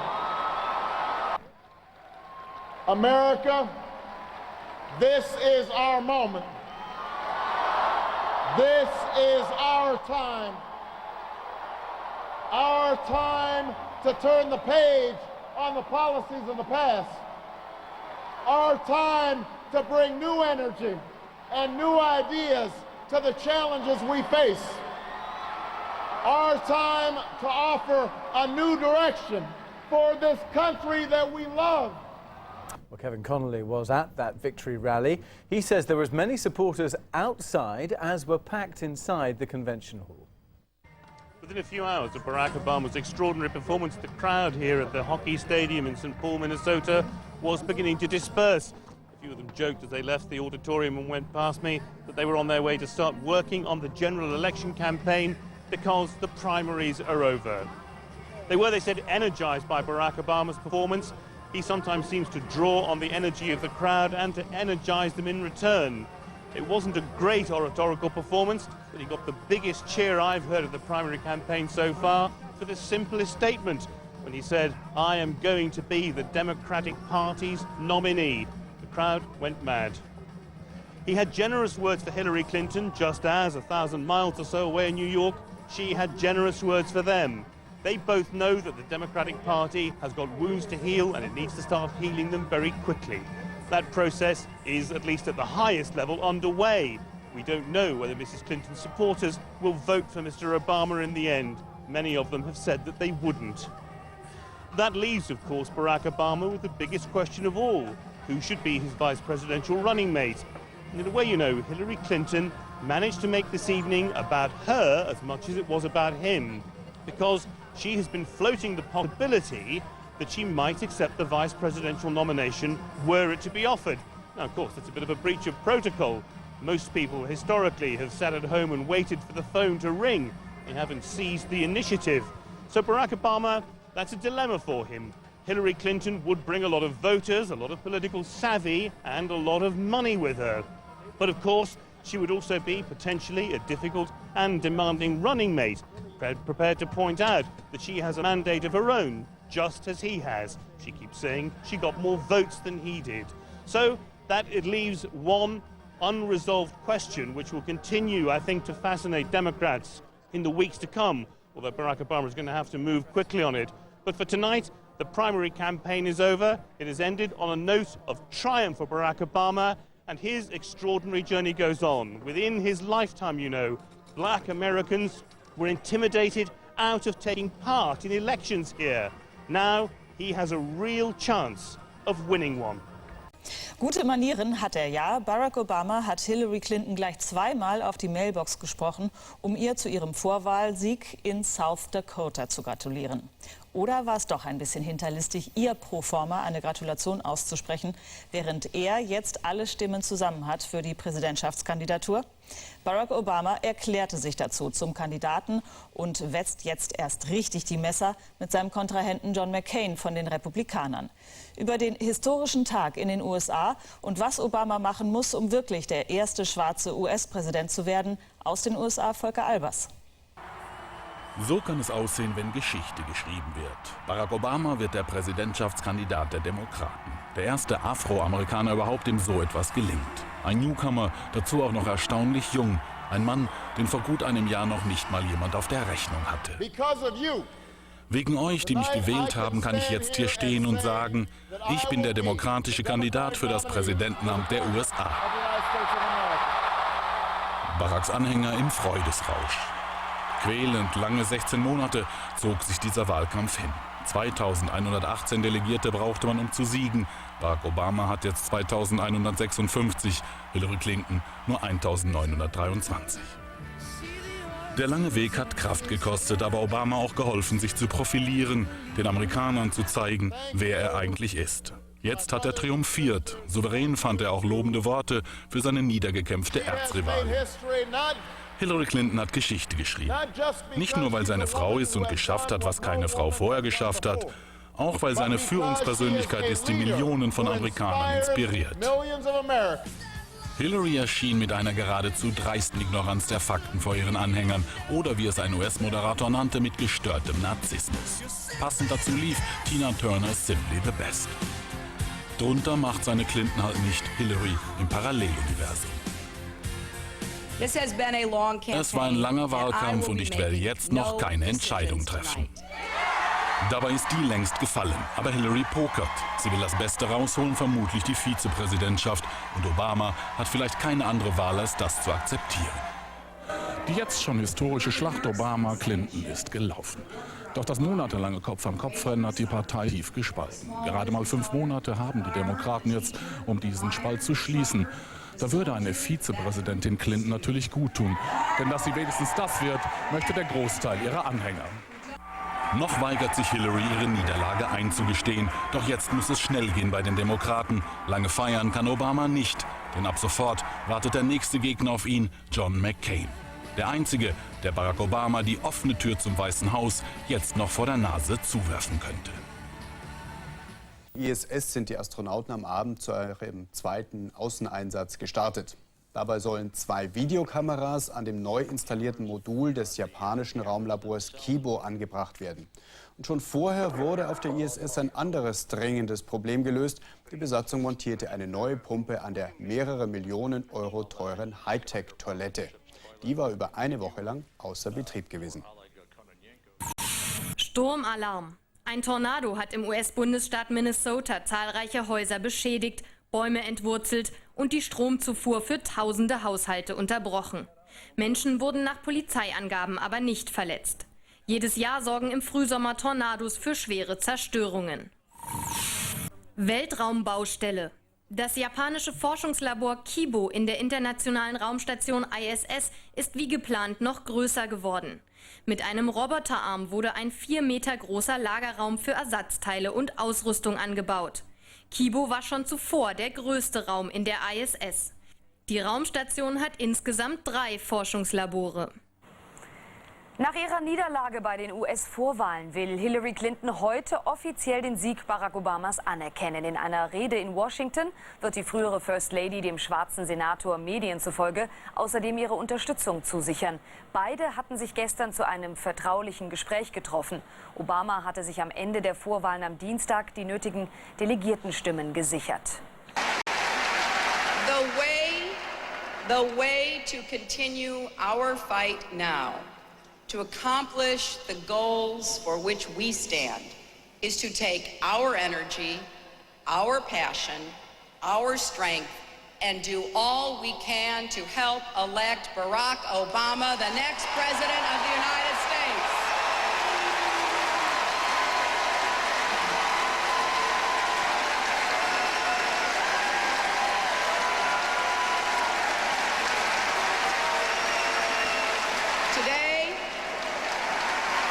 Today, as I suspend my campaign, I congratulate him on the victory he has won and the extraordinary race he has run. I endorse him and throw my full support behind him.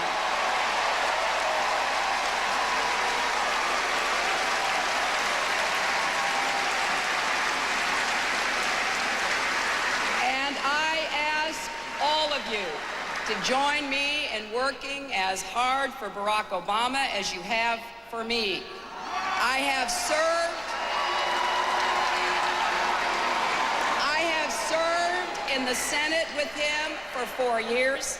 I have been in this campaign with him for 16 months. I have stood on the stage and gone toe-to-toe with him in 22 debates. I've had a front row seat to his candidacy, and I have seen his strength and determination, his grace and his grit. In his own life, Barack Obama has lived the American dream as a community organizer in the state Senate, as a United States Senator. He has dedicated himself to ensuring the dream is realized. And in this campaign, he has inspired so many to become involved in the democratic process and invested in our common future. Now, when I started this race, I intended to win back the White House and make sure we have a president who puts our country back on the path to peace, prosperity, and progress. And that's exactly what we're going to do by ensuring that Barack Obama walks through the doors of the Oval Office on January 20th, 2009.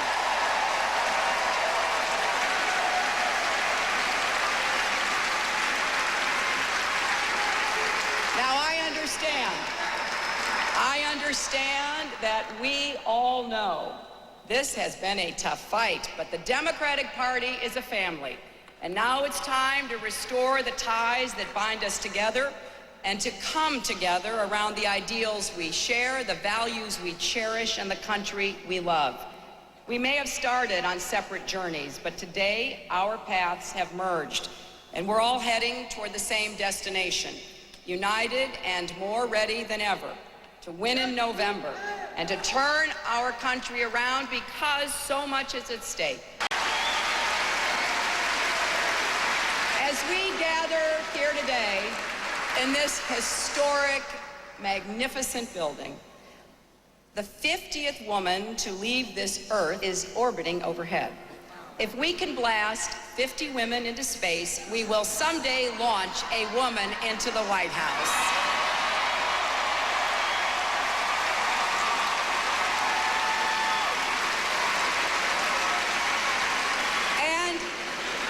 Although we weren't able to shatter that highest, hardest glass ceiling this time, thanks to you, it's got about 18 million cracks in it.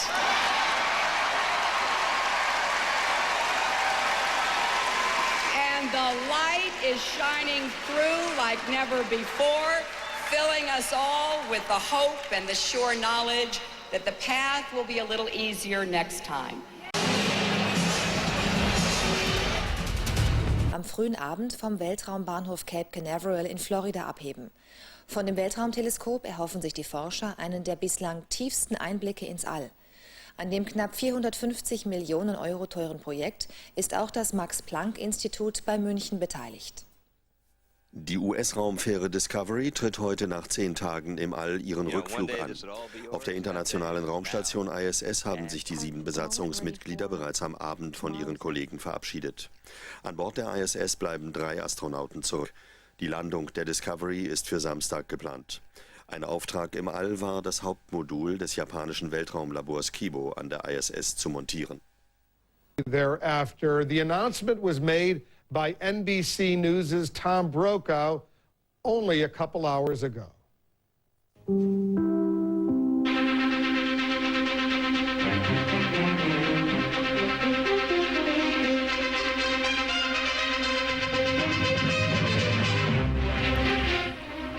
I'm Tom Brokaw, NBC News, and it is my sad duty to report this afternoon that my friend and colleague, Tim Russert, the moderator of Meet the Press and NBC's Washington bureau chief, collapsed and died early this afternoon while at work at the NBC News Bureau in Washington. Tim had just returned from a family trip to Italy with his wife, Maureen Orth, the writer, and his son, Luke. They were celebrating Luke's graduation from Boston College just this spring. Tim, of course, has been the host of Meet the Press longer than any other person in that long-running television broadcast. And he has been a very familiar face on this network and throughout the world of political journalism as one of the premier political analysts and journalists of his time. Tim, 58 years old, grew up in Buffalo, and he wrote a #1 best-selling New York Times book called Big Russ and Me, about his childhood and especially about his relationship with his father, Big Russ. That was followed by another #1 New York Times bestseller called The Wisdom of Our Fathers. That book was inspired by the many letters that he received from other children talking about their relationship with their fathers. This was one of the most important years in Tim's life for so many reasons. He loved this political campaign. He worked to the point of exhaustion so many weeks, not just on Meet the Press, but on MSNBC, and with our colleague Brian Williams, of course, during the debates and on special coverage on NBC Nightly News. Tim was a true child of Buffalo and the blue-collar roots in which he was raised. For all of his success, he was always in touch with the ethos of that community. Just last week, he was back in Buffalo, moving his father from his home to another facility. His father now in his late 80s. Big Russ, it goes without saying, our heart goes out to him and all members of Tim's family. Tim loved his family, his faith, his country, politics. He loved the Buffalo Bills, the New York Yankees, and the Washington Nationals. He, of course, had season tickets to that team when they moved to Washington. We'll have additional details throughout the evening here on NBC News and MSNBC, of course. Brian Williams will have continuing coverage. But to repeat, our beloved colleague, one of the premier journalists of our time, Tim Russert, died this afternoon after collapsing at work at the NBC News Bureau in Washington, D.C. And I think I can invoke personal privilege to say that this news division will not be the same without his strong, clear voice. He'll be missed as he was loved greatly. I'm Tom Brokaw, NBC News in New York. Die Sonne bei voller Aktivität. Explosionen schleudern gigantische Gaswolken ins All, Hunderte von Sonnenflecken bedecken die Oberfläche. Ein Zyklus, der alle 11 Jahre seinen Höhepunkt erreicht. Dazwischen gibt es normalerweise eine kurze sonnenfleckenarme Zeit, doch diese dauert diesmal bereits 3 Jahre. Anlass für Spekulationen. Je weniger aktiv die Sonne ist, umso weniger kann sie die kosmische Strahlung, die von dem tiefen Weltall zu uns kommt, von der Erde abhalten. Und die wiederum, so die Hypothese, wirkt auf die Wolkenbildung. Das heißt, wenig aktive Sonne, mehr Wolken, kühleres Klima. Ähnliche Symptome zeigte die Sonne schon einmal im 17. Jahrhundert. Damals gab es über Jahrzehnte ebenfalls kaum Sonnenflecken, dafür aber die sogenannte kleine Eiszeit. Wo man sehr kalte Winter hatte, in Europa speziell, wo regelmäßig man die zugefrorene Themse hatte, dort Jahrmärkte abgehalten wurden. Und man bringt das in Zusammenhang, ohne dass man wirklich die ursächliche Wirkung erklären könnte. Doch die Sonnenforscher sind optimistisch, haben auf aktuellen Satellitenaufnahmen angeblich Hinweise auf neue Aktivitäten entdeckt. Hoffentlich kein Strohfeuer. Und Wetterturbulenzen, die spüren wir ja heute schon. Der mittlere Westen der USA leidet unter den schwersten Überschwemmungen seit Jahrzehnten. Weite Teile von Cedar Rapids im Bundesstaat Iowa stehen unter Wasser. Tausende mussten ihre Häuser verlassen. Auch ein Krankenhaus wurde evakuiert. Insgesamt 9 Flüsse stiegen über ihre historischen Höchststände. Zusätzlich rasten mehr als 30 Tornados über die Region hinweg. Mindestens 6 Menschen wurden getötet. Unter den Opfern sind auch 4 Jugendliche. Hat den Norden Japans erschüttert. Dabei kamen mindestens 6 Menschen ums Leben, mehr als 200 wurden verletzt. In mehreren Orten gab es Erdrutsche, Brücken stürzten ein, vielerorts rissen Straßen auf. In einem Atomkraftwerk trat radioaktives Wasser aus. Nach Angaben des Betreibers besteht keine Gefahr für die Umwelt. Die US-Raumfähre Discovery mit 7 Astronauten an Bord ist nach 2 Wochen im All am Nachmittag wohlbehalten wieder in Cape Canaveral gelandet. Sie hatte das japanische Forschungslabor Kibo an die internationale Raumstation ISS angedockt. In ihm können Experimente in Materialkunde und Biomedizin durchgeführt werden. Außerdem hatte die Discovery Ersatzteile für die defekte Toilette der ISS ins All gebracht. 100 troops took part in a military tradition whose origin dates back more than 250 years. The Queen has attended more Trooping the Colours than any other monarch, and for her there is a familiar rhythm to events. Today the 1st Battalion of the Welsh Guards troop their colour, watched by their colonel, the Prince of Wales. But beyond their ceremonial duties, these are battle-ready soldiers, many of whom have seen active service recently. And some of those currently serving were able to watch the ceremony, broadcast to Camp Bastion in Afghanistan, members of the Household Cavalry sharing the pride of their colleagues back home. The grand finale, one of the biggest flypasts seen in recent years to mark the 90th anniversary of the RAF. 55 aircraft took part, from veterans of world wars to the most modern of fighter jets. All watched from Buckingham Palace by the royal family, including Prince Harry, who himself served in Afghanistan earlier this year.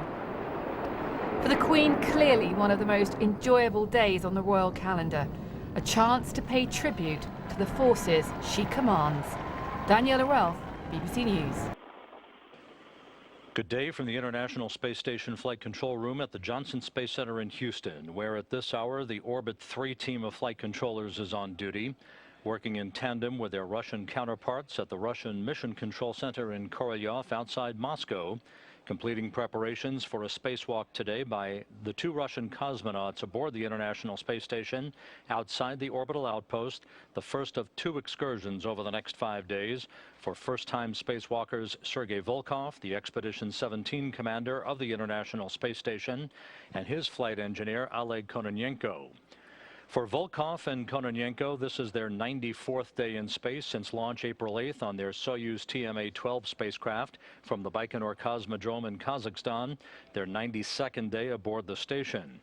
NASA astronaut Greg Shamatov, who was launched aboard Discovery to the International Space Station on the STS-124 mission on May 31st, is in his 40th day in space, his 38th day on the complex. At this hour, Volkov and Kononenko are suited up in their Russian Orlan spacesuits in the Pirs docking compartment. It is the Soyuz TMA-12 spacecraft docked to the Pirs docking compartment that is the focus of attention today for the spacewalk, as you can see in this downlink image from a camera that was set up yesterday in the Zvezda service module looking out one of the windows and routed through the U.S. Ku-band communication system. This spacewalk is dubbed EVA, or Extravehicular Activity 20A.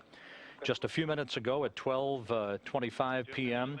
Central Time, the depressurization of the Pirs docking compartment began. Volkov and Kononenko reporting good suit parameters, all of the Orlan spacesuit parameters in good shape, as is their biomedical data that is being routed back to specialists at the Russian Mission Control Center outside Moscow. This is the 113th spacewalk devoted to ISS assembly and maintenance, the 23rd spacewalk to be conducted out of the Pirs docking compartment airlock since it was launched back in September of 2001, the first, as we mentioned, for both Volkov and Kononenko. This is the first Russian spacewalk by cosmonauts at the station since June 6, 2007, when Expedition 15 commander Fyodor Yurchikhin and flight engineer Oleg Kotov ventured outside to hook up an Ethernet cable to the Russian segment of the station and to install debris shields to the Zvezda service module. Originally, today's spacewalk was to have been devoted to the installation of equipment for the docking of a new airlock module for the Russian segment of the complex next year and the installation of experiments on the hull of Zvezda. But due to problems experienced in the last 2 landings of the station crew's Soyuz return craft, first back on October 21st last year, and again 3 months ago back on April 19th, Russian officials elected to add today's spacewalk to the schedule, sending Volkov and Kononenko on a forensic fact-finding excursion to inspect their Soyuz TMA-12 spacecraft, to remove one of 10 pyrotechnic bolts that enable 2 of the 3 sections of the Soyuz spacecraft to separate, and if time permits, to install a docking target for the arrival of that airlock module next summer. Russian engineers involved in a state commission inquiry into the 2 so-called ballistic landings that have occurred back in October and again this past April have not reached a firm conclusion as to what may have caused what they believe to be problems with the pyrotechnic mechanism that enables 2 of 3 sections of the Soyuz to separate during re-entry. Ballistic landings are steeper than normal re-entries, although they're considered safe re-entries. Those ballistic landings are triggered by technical issues that cause the Soyuz to return to Earth in a steep trajectory with higher G-forces. In the case of the last 2 landings, in which the Soyuz craft landed some 400 kilometers, or about 250 statute miles short of their intended landing zones, it is presumed but not yet confirmed that the lower instrumentation and propulsion module that you see in this view, that's the white section, the very bottom of the Soyuz spacecraft, hung up during the separation sequence, remaining attached to the middle section, or descent module, which is the crew cabin in which the crew is housed for launch and landing. Today's spacewalk targets the opening of one of 5 gangs of latches and the removal of 1 pyro bolt from gang number 5 at the interface of the 2 Soyuz sections in a data gathering exercise that may also have the net effect of mitigating any further hang-up for the return of this particular Soyuz spacecraft on October 23rd that will bring home Volkov, Kononenko, and U.S. spaceflight participant Richard Garriott, who will be launched on another Soyuz spacecraft with the Expedition 18 crew on October 12th. The pyro bolt to be returned to Earth in a special blast-proof canister will be returned on this particular Soyuz in October for analysis. More on all of this in a moment.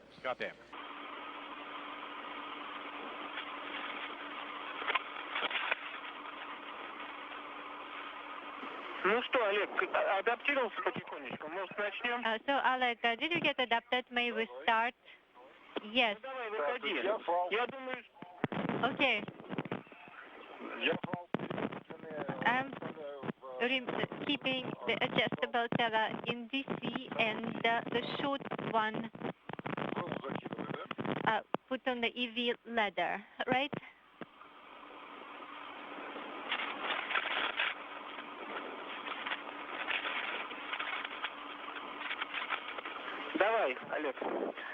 Yes, Alex, we can see how you are slowly getting out. Good. Our first view of Oleg Kononenko, extravehicular crew member number 2, wearing the suit bearing the blue stripes as he emerges from the hatchway of the Piers docking compartment.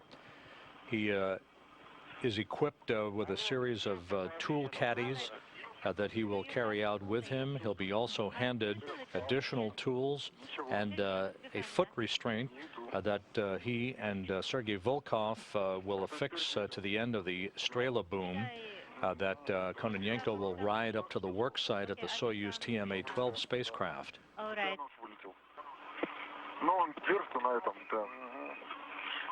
Everything is in place.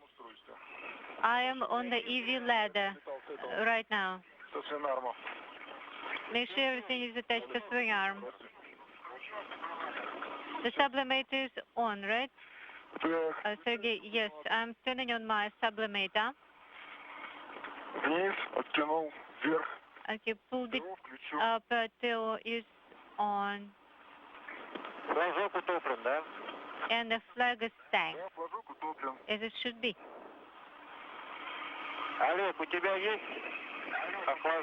Alec, do you feel cooling from the sublimator? Yes, I do feel it.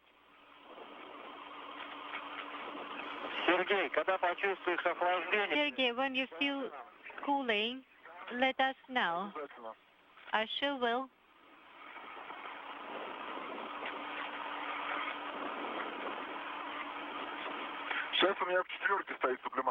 The sublimator is on 4 right now. Copy.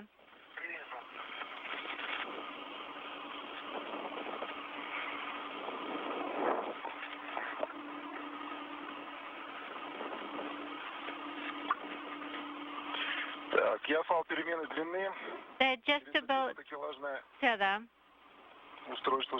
is on Strela grapple fixture. Copy. Did you hook it to the square handle? No. To the second one. Actually, I can put it on the... Yeah, actually, I've done that. I put it now on the square handle next to the antenna. Sounds good. Keep it there. Kononenko in the process of mounting some of his tools on one of the variety of tool belts and caddies that he and Sergei Volkov will carry up to the Soyuz TMA-12. A good view of the Strela boom, which is still in its stowed configuration. It will be unstowed a short time from now, and a foot restraint mounted to the end of Strela, which will ultimately be cranked open to its full length of 50 feet to enable Oleg Kononenko to ride up to the work site at the Soyuz TMA-12. Yes, and okay, what's better for you? Exchange between the crew members. KPU first. Maybe I should give you the anchor first. How about I will give you KPU first? Where exactly? How closer to the ring, closer to the bottom of Strela, to Strela base. That's okay. KPU. Sergey, how about your cooling? I do have cooling. I feel it on my legs. And our first view from Kononenko's helmet camera. This is the U.S. helmet camera mounted on Kononenko's Orlan suit. As you can see clearly the blue stripes on his gloves. Volkov will be wearing the suit bearing the red stripes as EV1 or extravehicular crew member number 1. A great view of one of the variety of tool caddies that the crew is bringing out with them. Is it secured on the red? No, it is on the... You can see Volkov inside the hatchway to the Piers docking compartment.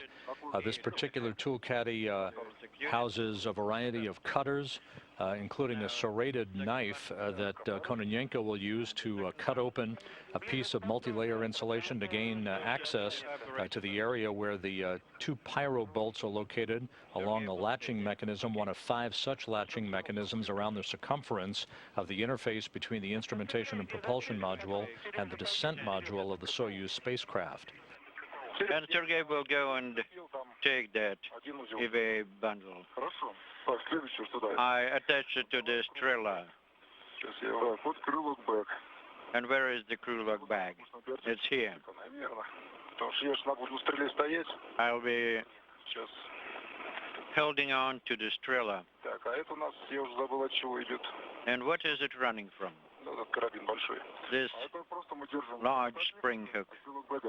It's from the crew log bag. You can see a very good view now of the 2 thruster covers that Volkov and Kononenko will place over the 2 thrusters in the area of the pyro bolts at the interface that they'll be working at the Soyuz spacecraft to protect those thrusters during the time that they're cutting through the multi-layer insulation to gain access for the removal of that 1 pyro bolt.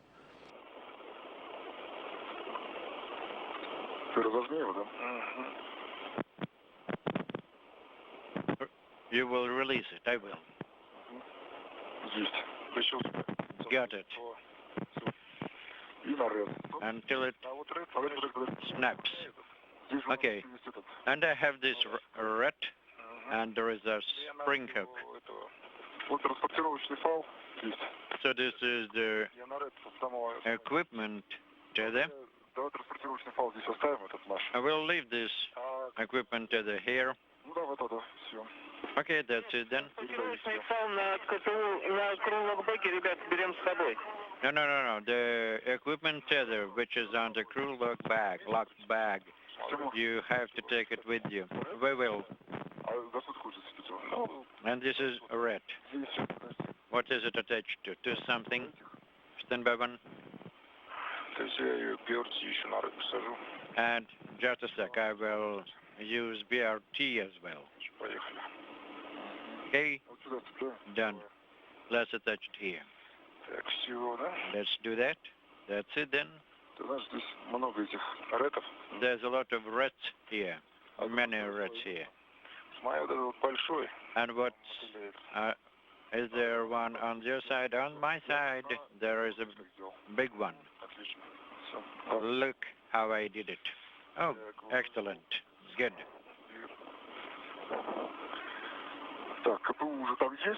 So we have EVA bundle here, the crew lock bag, and the foot restraint. Let me attach to the permanent length tether, the foot restraint. And control the position of the hooks. Yes, we will.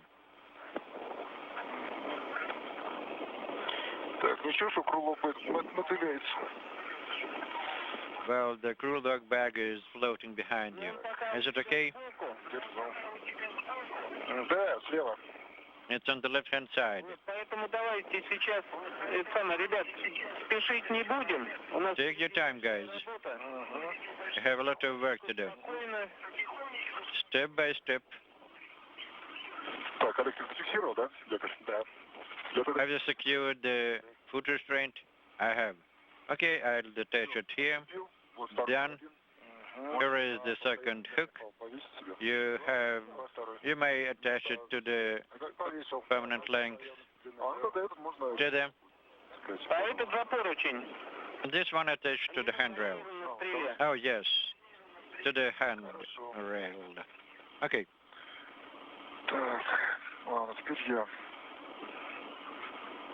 Так, а мне, Олег, сейчас по твоей точки зрения лучше на выходную устройство выходить. Ну, я сейчас вниз. Но тебе можно вот на кольцевой.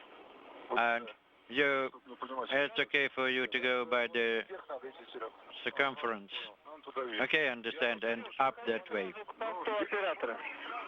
You translate to the operator post. I will.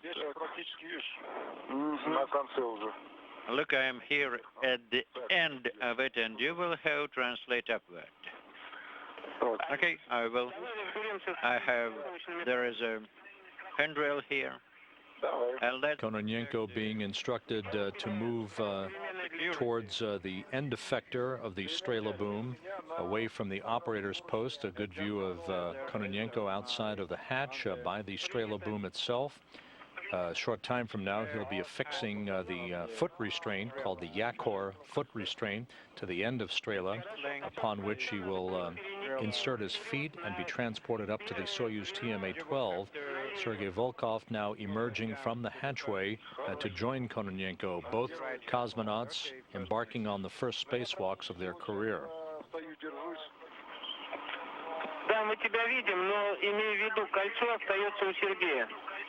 But mind you, we can see you, but mind you that the Strela ring should be with Sergei. Sergei should have it. Copy, understood. Sergei, what about your safety tethers? I have one adjustable tether on the circular handrail and the other on the square handrail. 30-35 on the square handrail. And the other 30-35. I can see the number that is opposite to the EVA ladder. Come break.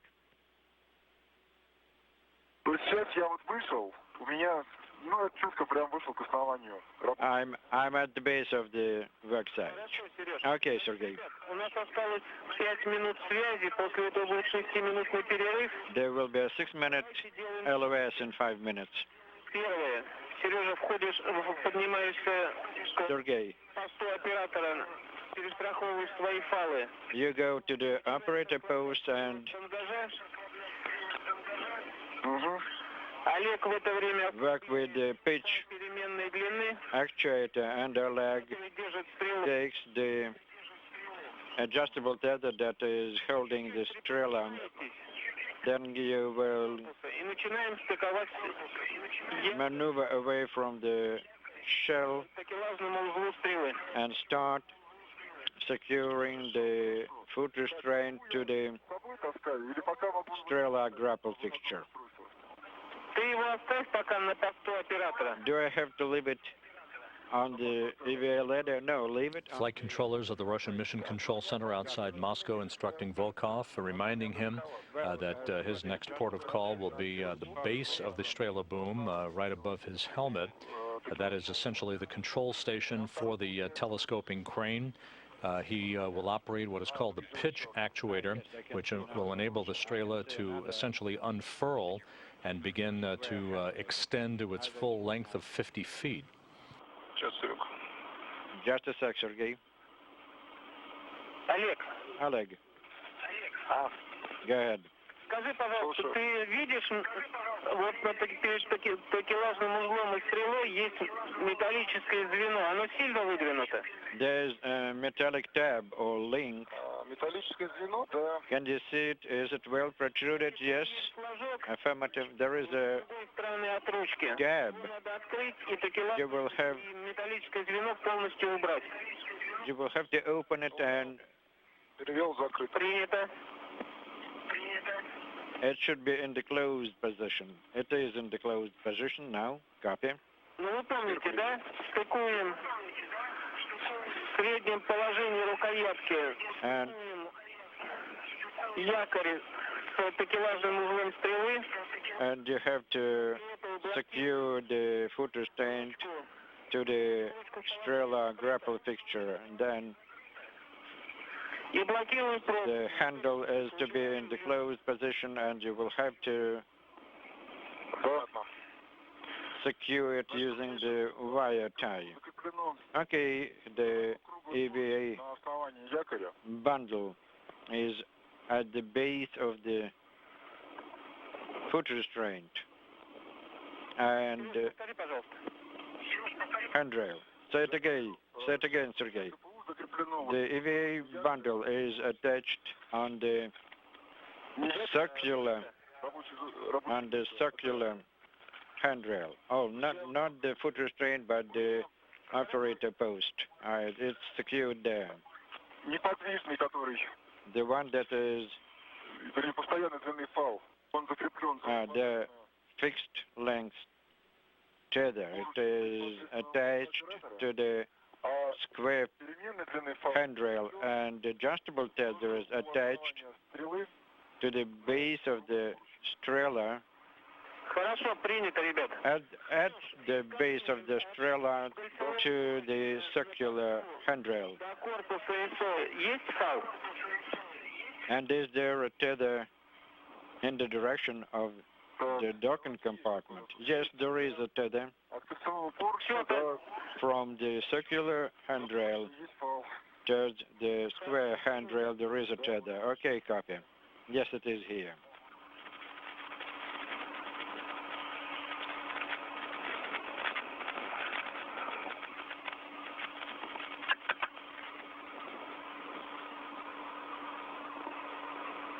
Так, ну я слабину уже дал. Okay, I have a lack. Не знаю, как там, много-мало, но дал. Slacks. I don't know if it's sufficient, but I can see that. Sergei Volkov, at the top of your screen, very near the orbital module section, the top section, a bulbous section of the Soyuz spacecraft, as he affixes equipment to the operator's post, basically attaching temporarily a tool carrier that he will carry to the work site at the interface of the instrumentation and propulsion module and the descent module, which is out of the field of view, along with Oleg Kononenko, to begin to work on the pyro bolt on the Soyuz craft.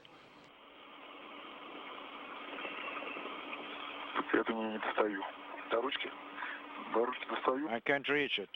The handle, no, I can reach the handle. I mean the foot restraint. No need to enter it. You can keep it just resting it with one of your feet, with one foot. That's what I did. Well, and I'm raising it.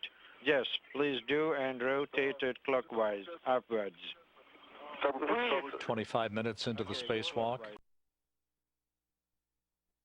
The spacewalk, which is expected to last just over 6 hours in duration, with the prime objective being the inspection of the Soyuz TMA-12 spacecraft at the separation plane, if you will, the area where the lower module, the instrumentation and propulsion module of the Soyuz separates from the crew cabin or descent module, and the removal of one pyro bolt, one of the separation mechanisms that is commanded to ignite and fire to enable the lower section of the Soyuz to separate from the crew cabin during entry. Once again, during the last two entries of a Soyuz vehicle back in October of 2007 and again this past April, there was a malfunction apparently in the separation mechanism for the Soyuz. And so today, Volkov and Kononenko will use a knife to cut into multi-layer insulation at the interface at one of the 5 planes, if you will, one of the 5 areas where latching mechanisms are located around the circumference of the interface between the instrumentation and propulsion module and the descent module of the Soyuz. Each of these latching mechanisms contains 2 pyro bolts with individual electrical connections, only one of which needs to fire to release that lock. The locks are generally spaced around the 360-degree circumference of that separation plane. Once the 5 locks are released during a nominal descent, spring-loaded pushers, if you will, which are also equally spaced around the circumference of the Soyuz, separate the 2 modules by spring force. The Russian State Commission investigating the cause of the last 2 ballistic entries for the Soyuz and its crews suspect, although no conclusive evidence yet available, that a malfunction in the separation sequence caused the lower instrumentation and propulsion module to hang to the descent module within which the crew is located, causing the ballistic entry, a steeper than normal descent with higher G-forces for the crew that resulted in them landing about 400 kilometers or 250 statute miles short of their intended landing site in Kazakhstan. That's affirmative. The plan today calls for Volkov and Kononenko to it is open here. Cut open a piece of thermal insulation at that interface between the lower 2 sections of the Soyuz spacecraft, visually inspect the pyro bolts, their rubber locking rings and electrical cables, and to disconnect the electrical No need to, it's okay. Connector for one of the 2 pyro bolts, and to remove that pyro bolt and put it in a blast-proof canister to be brought back to Earth for forensic analysis by Russian specialists when this particular Soyuz, along with Volkov, Kononenko, and U.S. space flight participant Richard Garriott, returned to Earth on October 23rd.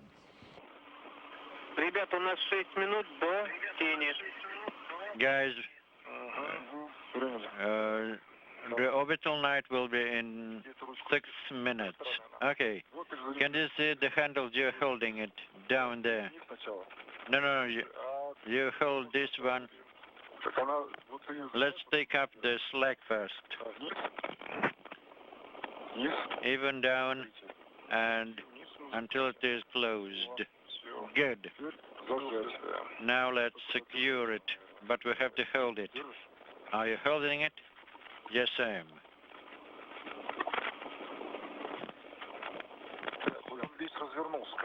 It's unfolded. The question is if it is correctly installed, and it is rotating a little bit. The International Space Station now passing over the southern Atlantic Ocean, moving from southwest to northeast.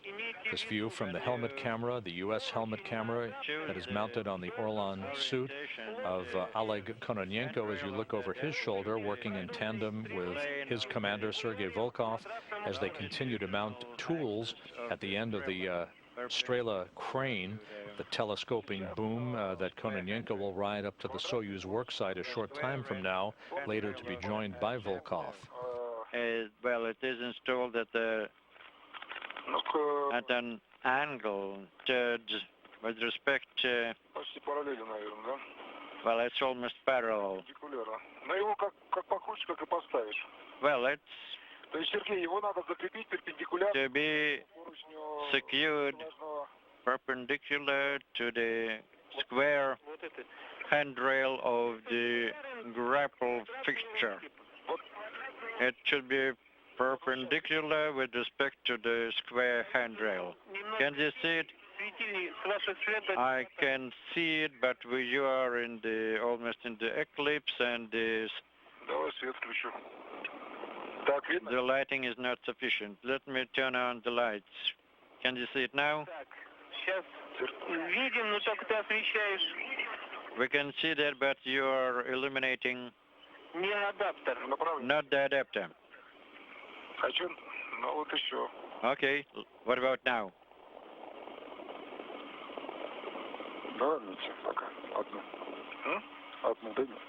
Give me one, please. Okay, let us secure the handrail to the grapple fixture, and then we'll move the adapter with respect to the grapple fixture. Okay?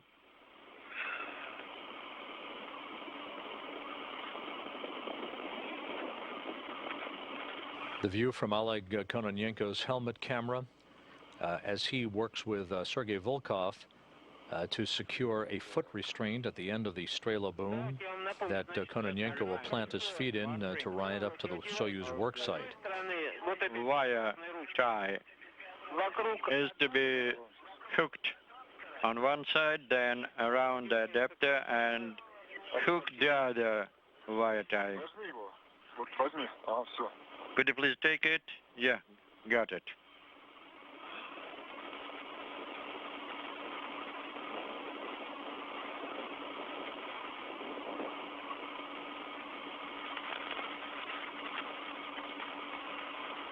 Давай.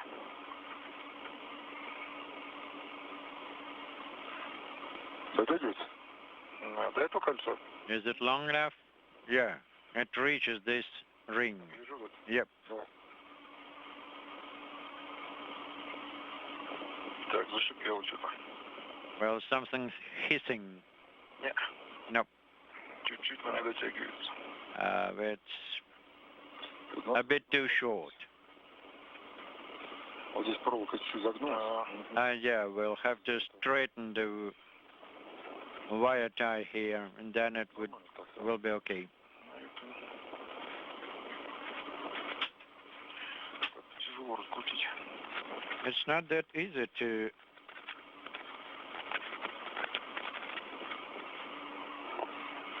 straighten it.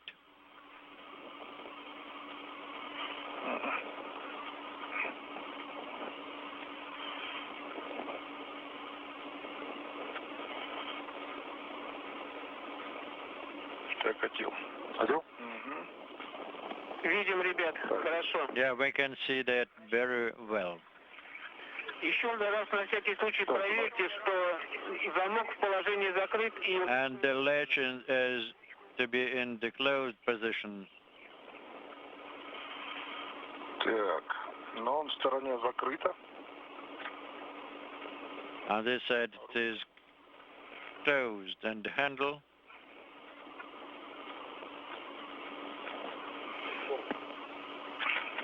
Но вроде вниз не идет.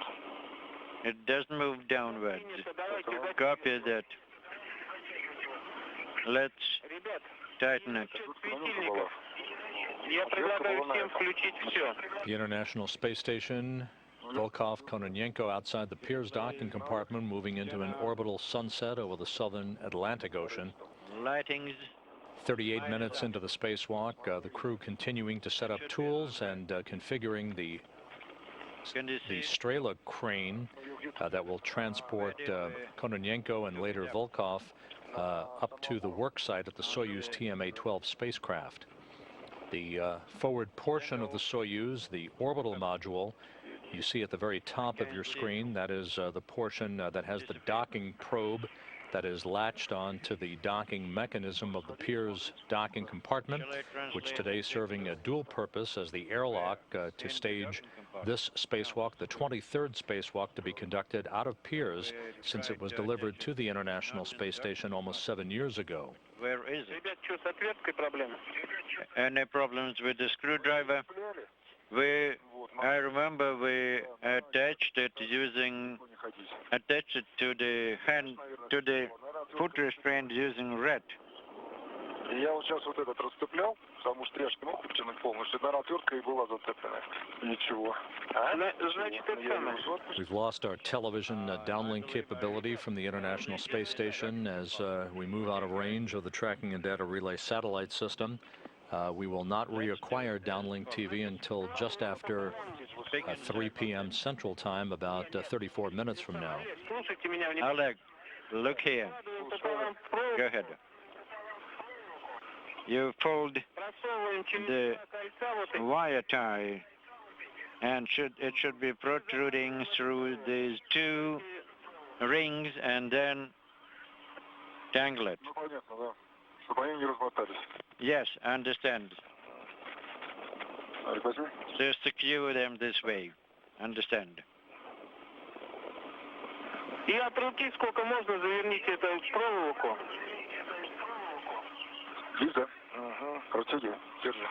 And use this wire tie. Yeah, we inserted the wire tie.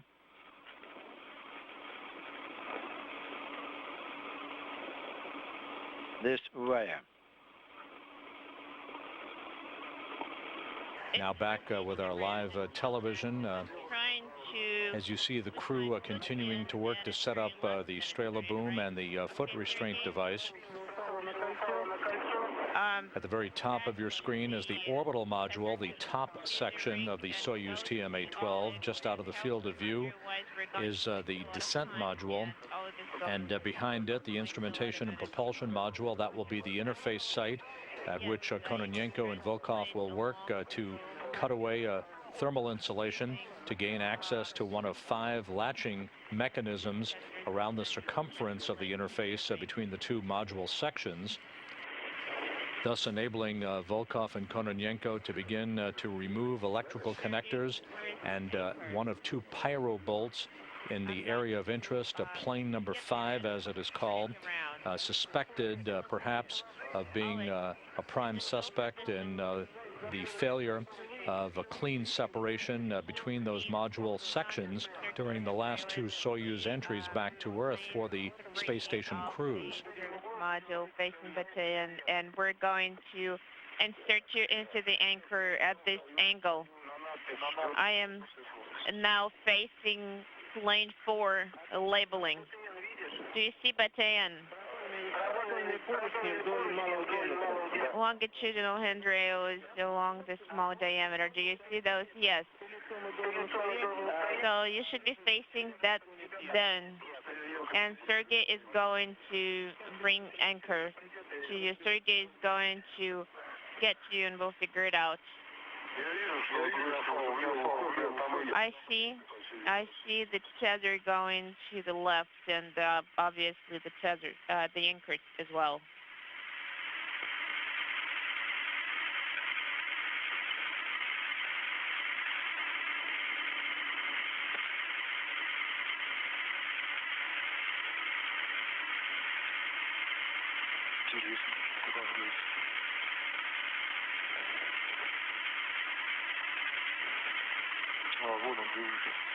Yes, over there I see it.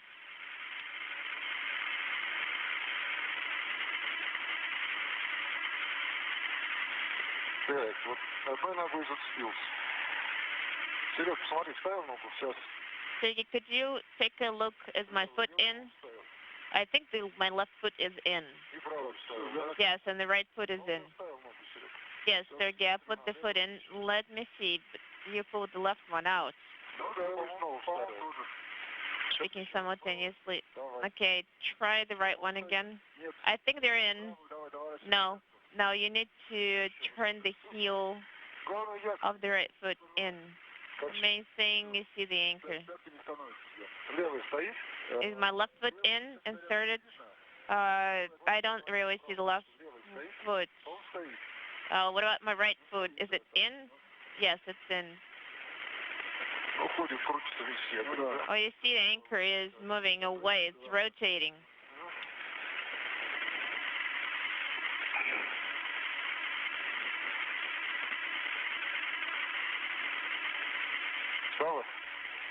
Is it in? Let me take a look. I have a feeling that the heel is not fully inserted. The heel of your right foot is not fully in. How about now? No, you need to turn it.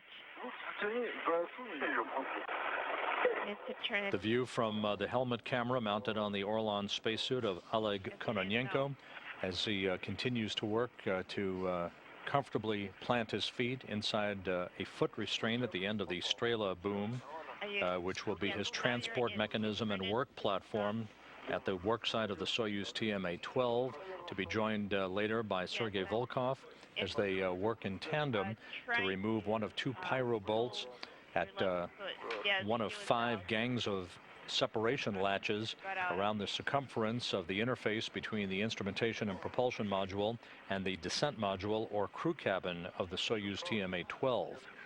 Is it in now? No.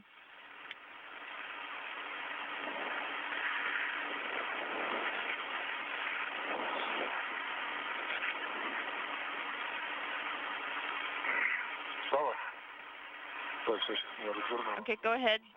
Yes, I'm going to turn it around higher, higher.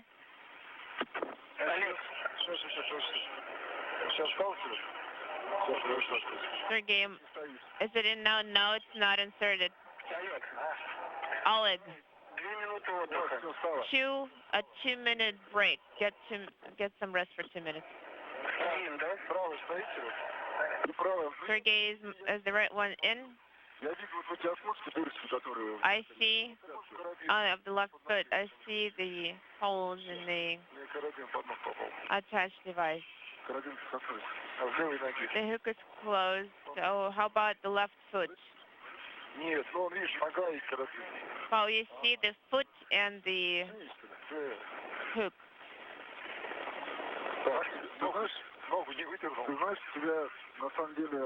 Well, you know, as a matter of fact, the heels are not fully inserted. Yes, now at least the left foot heel is put all to the way, because on the right foot you need to sink it in and a little bit to the back. Sink it in and to the back. Turn it. Go ahead.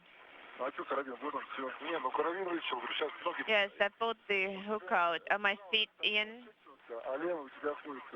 The right.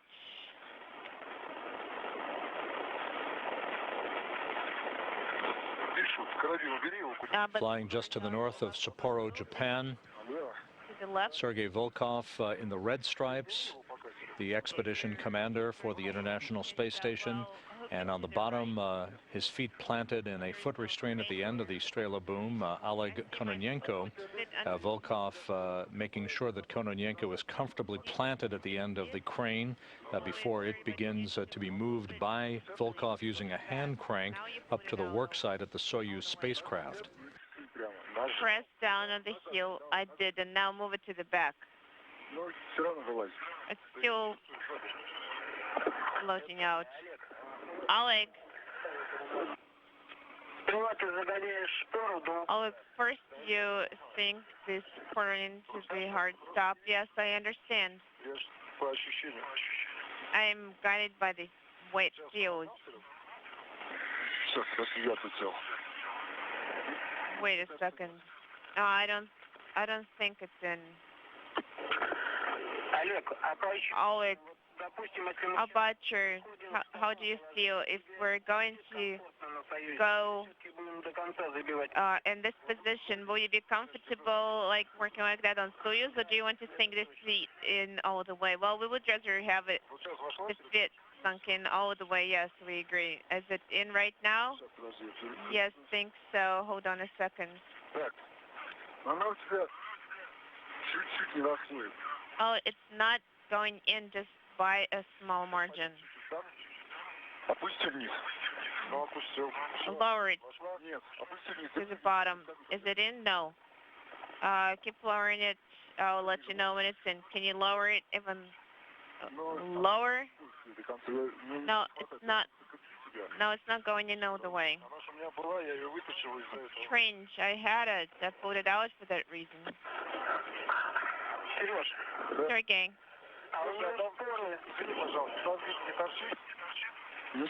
Is it sticking out? No, nothing is sticking out. Sergey, what were you saying about the spur? The spur is in the maximum extended position? Yes. Okay, Oleg, let's try this. You're missing. Well, you have to guide me left or right. Left. Left. Yes, here. Is it normal right now? Oh, what's going on?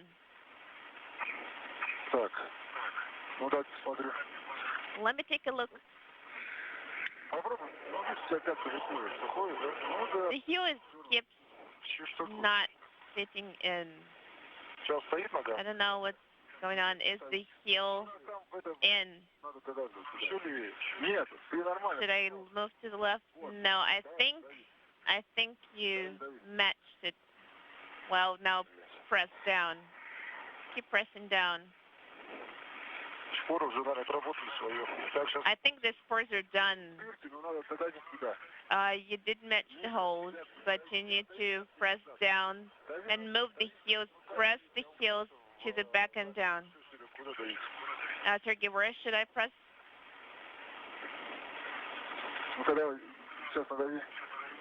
Press now. Just move your foot to the back. No.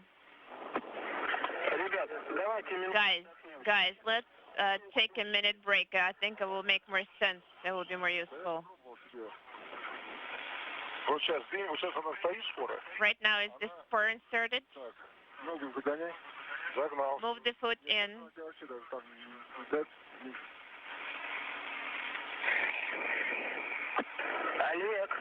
Oleg.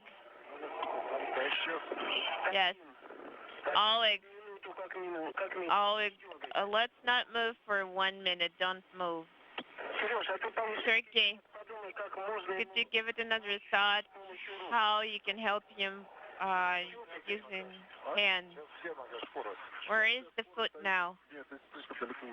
No, right now the spur is too far to the left. You need to now press on the inner part of the heel. Now I can't rotate it out. Yes, because you moved it too far to the front. I think the foot moved over here too far. Could you move it with your hand? Press down on the heel.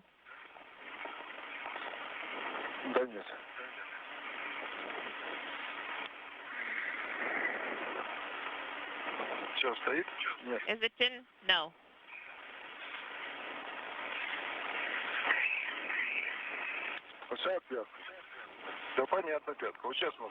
Is the heel in now? You're saying move it to the back. I think I'm moving back to the back so far my foot is twisted. Just tell me left to right. Now you need to lower it. Lower. Well, you see, Sergey, my legs are too short. Well, how can I press down? My right foot is now pressing against the arch. Yes, right now at least you're hooked in. Is it normal right now? I don't see anything right now.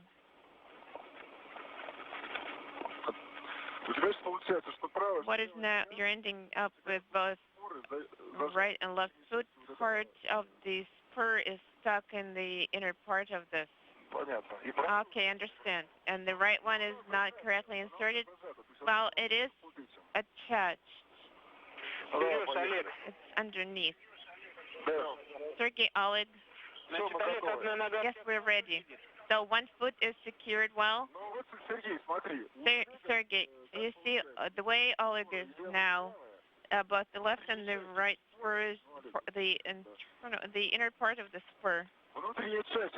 The inner part of the spur now, the right one has disengaged as well.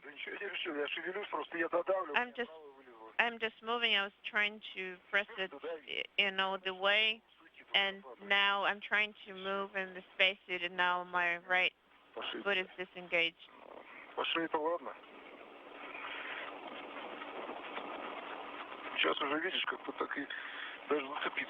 You see now I can't even hook into anything.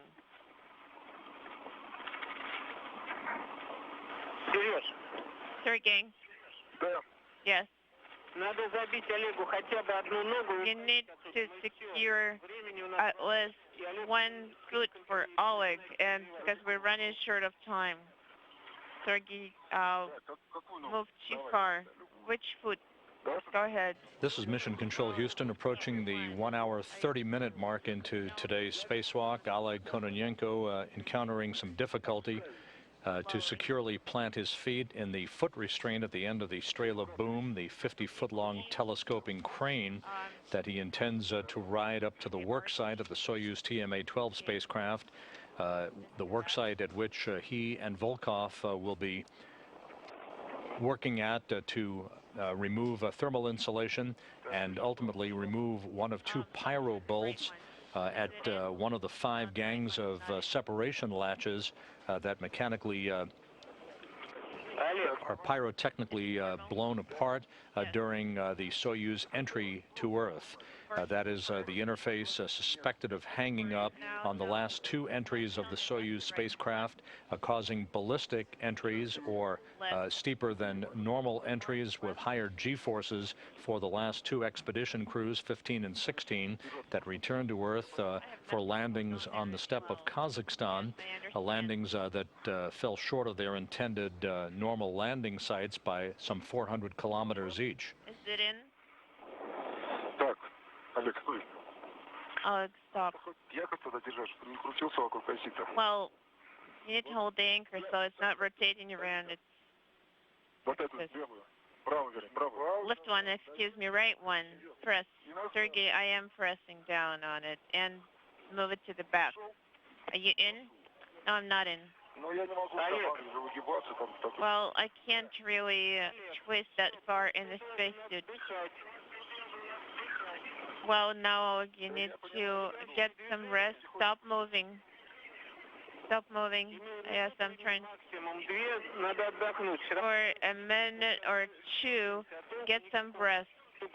Break, because there is no sense. There is no use twisting around. Okay, I'm getting a break. First, the heel.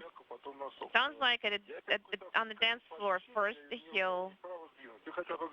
Then the foot. Left, right. You're going down. You're telling me to move down. I'm trying to bend down in this space. Well, insert how much lower, because the anchor is floating down. I'm trying to press.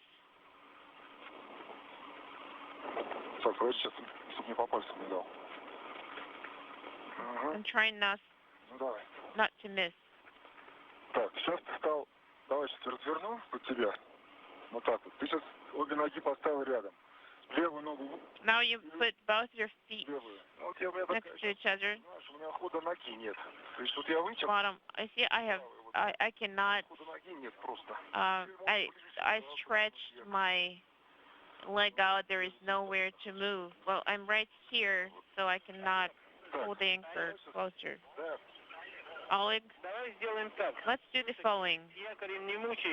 Let's not torture ourselves with the anchor. You're going to take your tether off SKD. You're going to move lower along the anchor to secure the tether to the handrail, and we're going to start moving in that configuration. Okay, I'm going to move to the base then.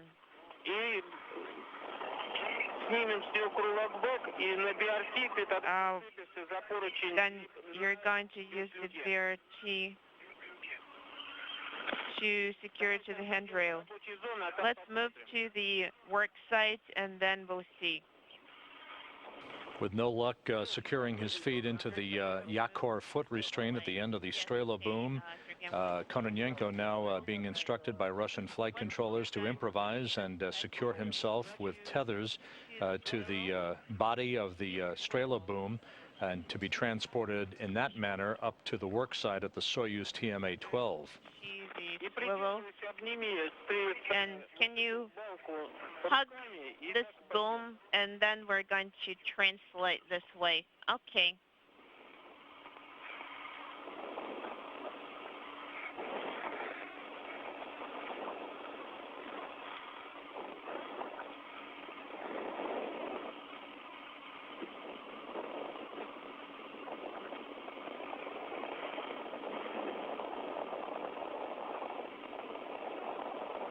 This view from Oleg Kononenko's helmet camera, the U.S.-furnished helmet camera that is affixed to his Orlan spacesuit.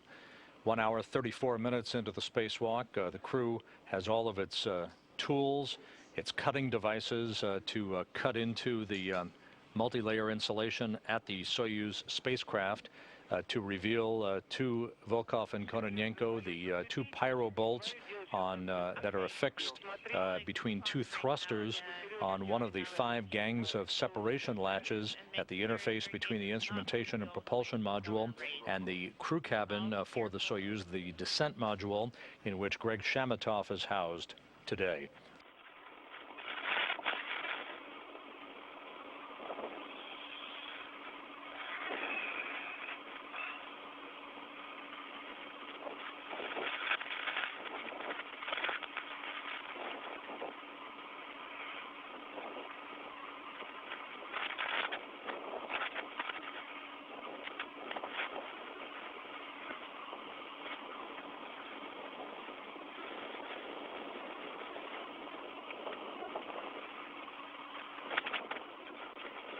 Kononenko at the bottom of your screen, tethering himself to the Strela boom. Sergei Volkov, the expedition commander, and EV-1, or extravehicular crew member number 1, wearing the suit bearing the red stripes at the top of your screen. He is at what is known as the operator post, which is essentially the control station for the extension of the Strela crane that will move Kononenko up to the Soyuz worksite. Okay, Sergey? Yes? You do remember that you need to move up along the pitch axis by 90 degrees. And Oleg is going to monitor his position in respect to the solar array. Okay. So, Oleg, your job now is to get some rest. Okay, let's go. Okay, I'm going to move up. We're going to rotate slowly, yes. 1 turn in 2 seconds. You need to feel how this Strela is moving. I both see and feel it.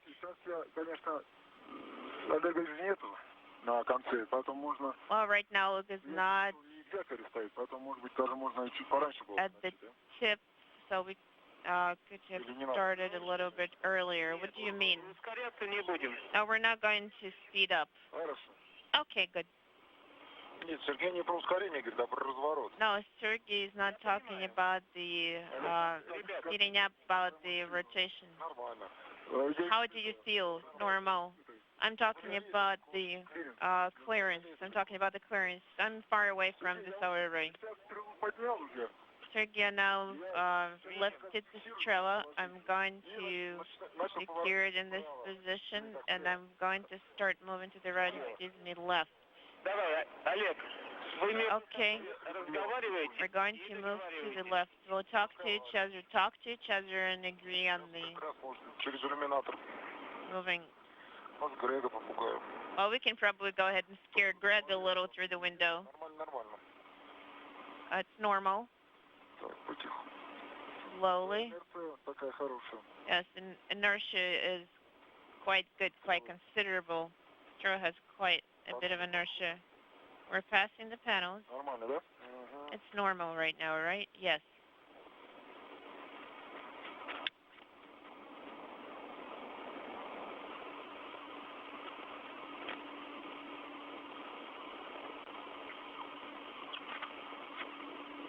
Slowly but surely, Sergei Volkov beginning to work the crank handle as he now maneuvers the Strela crane with Oleg Kononenko tethered to the boom itself from its base along the Piers docking compartment up toward the work site at the Soyuz spacecraft, which is at the top of your screen. Where are we? Олег. Oleg, yes, go ahead. Когда будем подходить к кораблю? When you're going to get close to the vehicle and you're going to go down, you need to position yourself in the vicinity of the anchor. Okay. Я могу, в принципе, сейчас за якорь задержаться. Well, I can hold on to the anchor now. Okay, go ahead.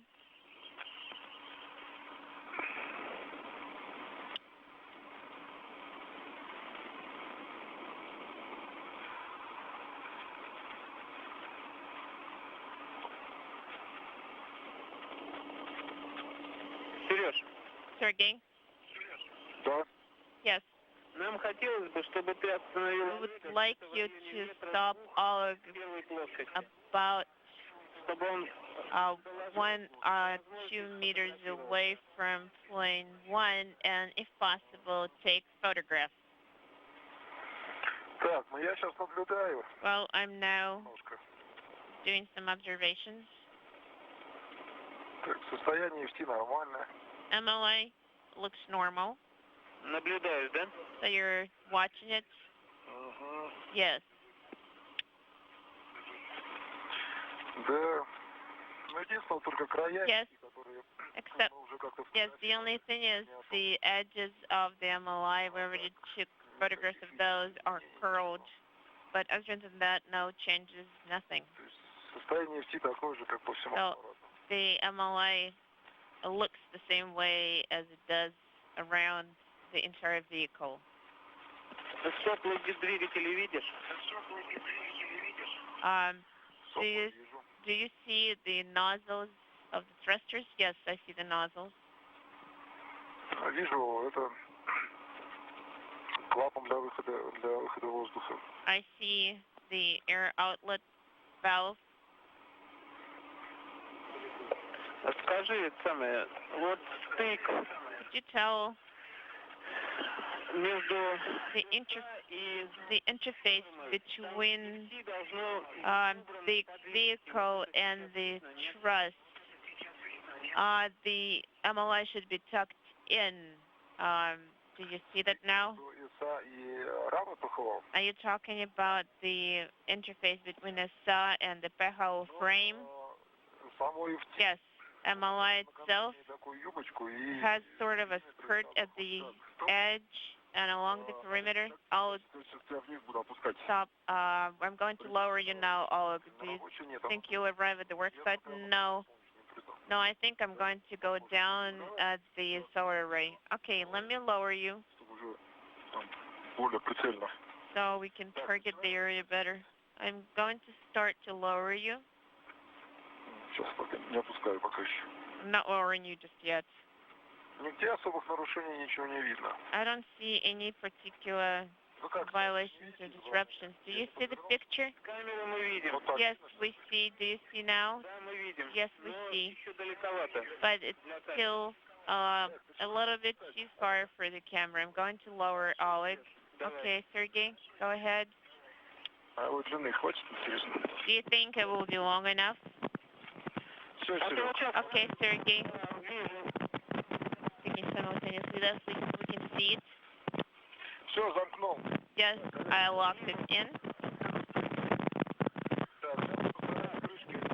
I'm going to try to put the lid covers on. Okay, step by step. Sergey first and Oleg second. Pressure in the spacesuit, pressure in the thing.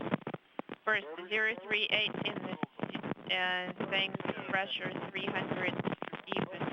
My pressure is 24 even, and pressure in the thing is 320. Copy. Put the covers on, and Sergey is going to move to your work site. So I can start, yes. Все нормально. Everything is normal. Yes, everything is normal. Fingers are a little bit cold. Sergey, you're not on the lit part. When I was flying, my fingers were a little bit cold, but you're going to get warmer. Well, guys, you're going to get warmer. We have quite a few tasks. Well, we have no doubt you do.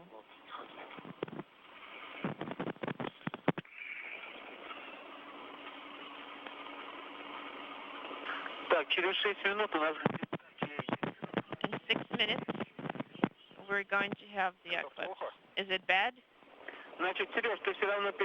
Sergey, you're still translating. Yes. Yes, I already started translating. Sergei Volkov, Expedition 17 commander, now in the process of making his way up the Strela boom to join his colleague Oleg Kononenko, who is installing the 2 thermal protection covers over the thrusters at the work site at the separation interface between the instrumentation and propulsion module and the descent module of the Soyuz TMA-12 spacecraft.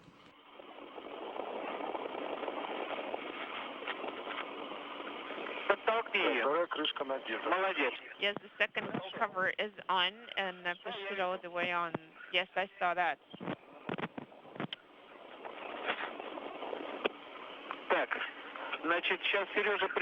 Okay, Sergey is going to get there. You're going to select most comfortable position. We're going to start cutting MLI, starting from the corner of this flap in the direction of bow. Do you see that? Do you see the pipes? No, I don't see the pipes, but I can feel them with my hands. And there can be a ring for attaching cable bundles to one of the pipes. But you know, when I start hooking into the flap, I can't see anything. I can't feel anything anymore because it's now pulled tightly. Monitor the cable position while cutting. Okay, and along the way, you know, there is a solder pipe between the thrusters. Okay. The camera picture is just perfect right now. Okay. We feel sorry for the vehicle. I don't think we're damaging it. I think we're curing it. Okay, I do want to hope so.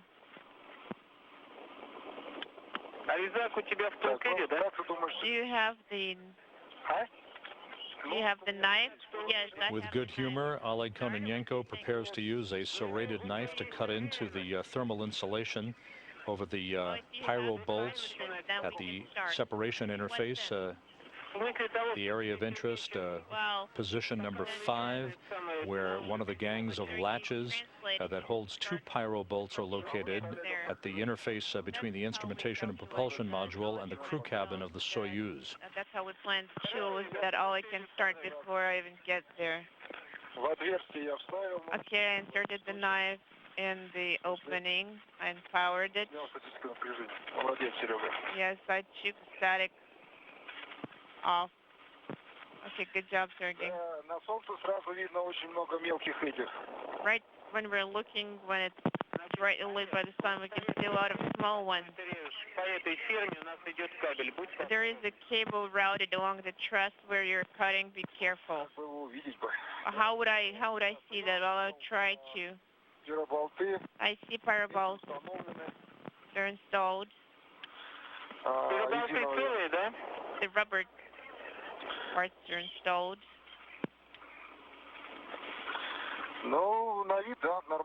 Well, they look normal.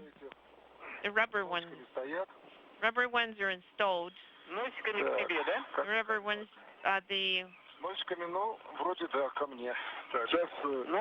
the tips are facing me. I'm now moving with the ring. I can attach 2 hooks to the ring, right? Yes, when you're translating with the ring, both the tethers, both the hooks are attached to the ring. Okay, I don't have to attach it to the lanyard.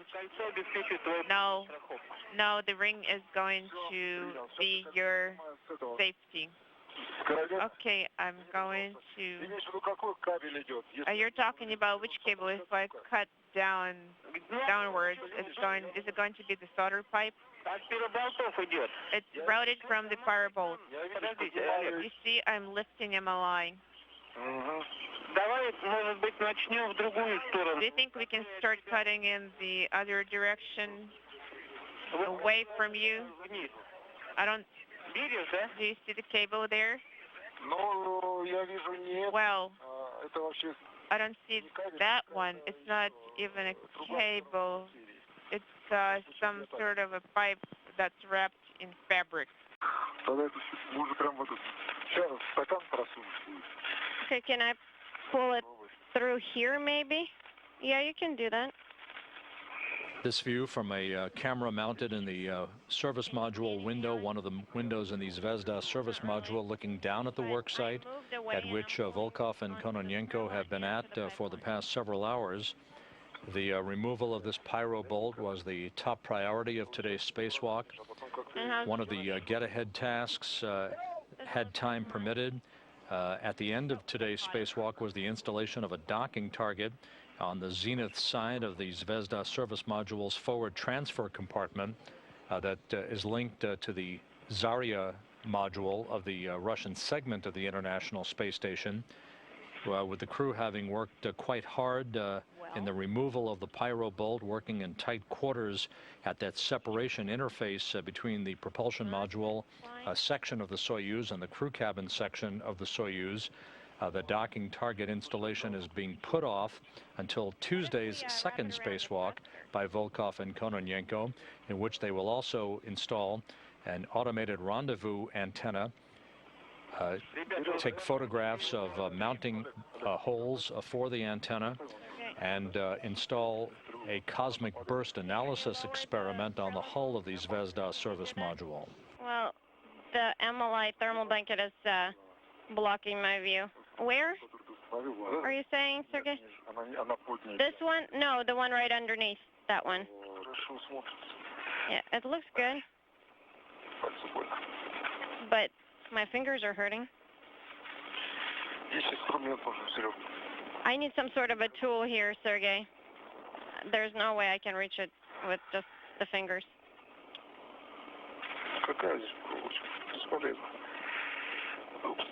What were you thinking, a wire? Useless.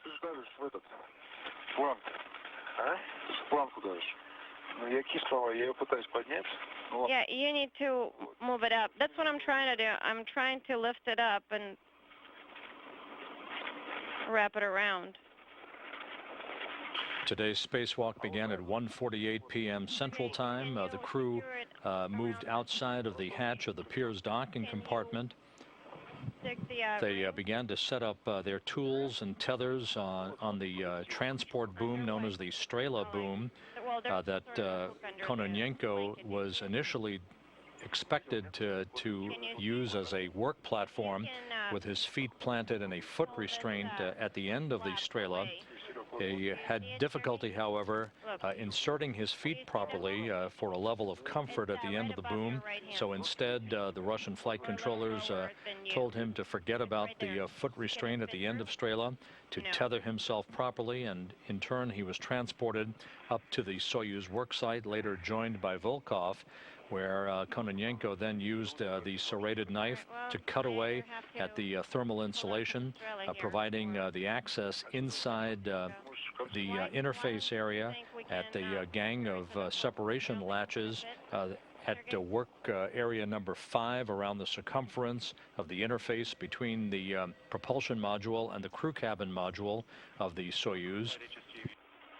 Kononenko and Volkov then worked very carefully and very deliberately to demate a electrical connecting locking ring, to cut a locking wire tie between the 2 pyro bolts in that area, and then ultimately remove the 1 pyro bolt that was of interest for the Russian engineers. It was placed in a blast-proof canister and will be brought back inside to be returned to Earth in October. And as you can see, I'm trying to hold on to this MLI mat. Can you try and squeeze it through here? Where, Oleg? Through the hook on the right by your right hand? No, it can't fit through. Okay, but can you press on the ring?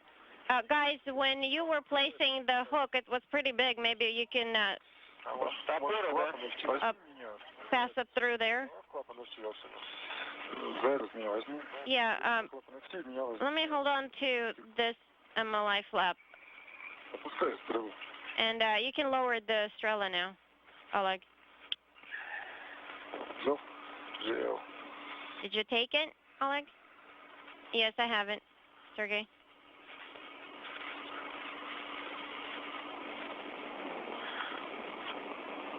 Having removed the pyro bolt and safely placed it in a canister, with it having been disabled through the demating of its electrical connector, the 2 cosmonauts are now playing seamstress as they work their way through a series of wire ties to properly affix a thermal insulation blanket over the area where Kononenko cut away a large swath of thermal insulation a couple of hours ago to provide access for him and Volkov for the removal of the pyro bolt. We can either wrap it around the thruster.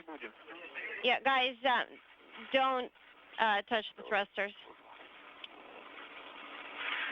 All right, well, I can take this off then. Or while I'm holding to the pipeline, Sergey, can you move away the MLI flap? Which one? Well, this one, because it's more convenient for you, because for me, I can't do anything with just one hand.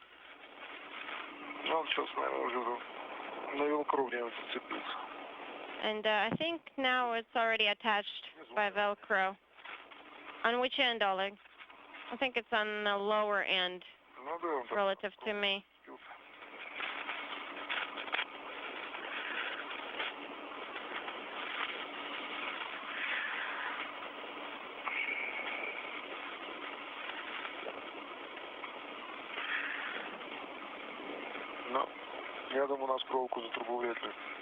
I don't think we're going to be able to wrap the wire tie around the pipeline. All right, go ahead and let go of the mat.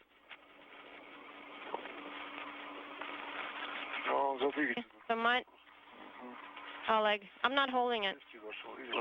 And it just went behind the MLI, as you can see, Sergey.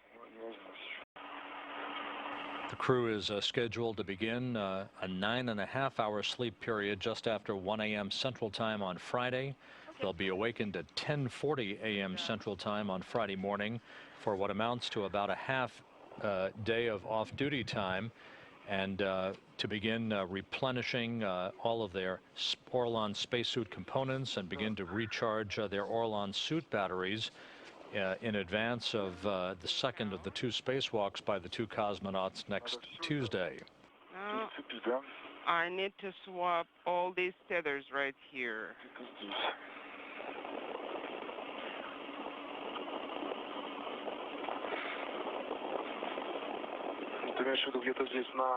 Are you talking at some point here, close to the EVA ladder? Yes, because I'm right, because I've already reached this point.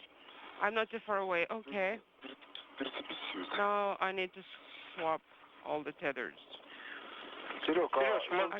Sergey, did you change the battery position? No. But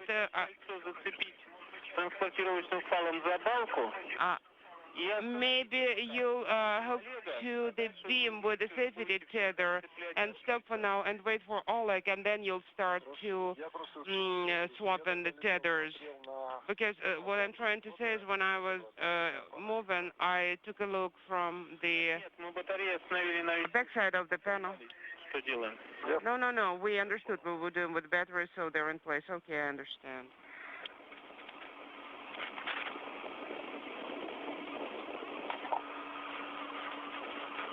Олег, у нас связь между кораблем и Alex, do we have any linkage between Soyuz? Yes. And Strela, yes. Okay, Sergey will pick the position to help you move up, and then you'll need to detach that tether. Yes, I'm now struggling with this piece. You see, it doesn't really cooperate at the moment. Can you see? Probably they can't. But you know what? The Strela movement is really great.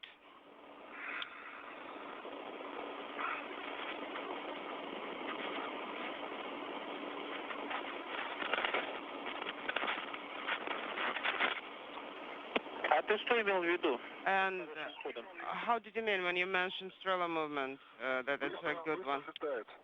Well, it's fast, and it maneuvers in yaw really good. For me, I've noticed that the yaw maneuvering was just excellent. I'm right now holding on to the handrail, and I have something wrapped around my hand, and still Strela is ensuring very smooth motion.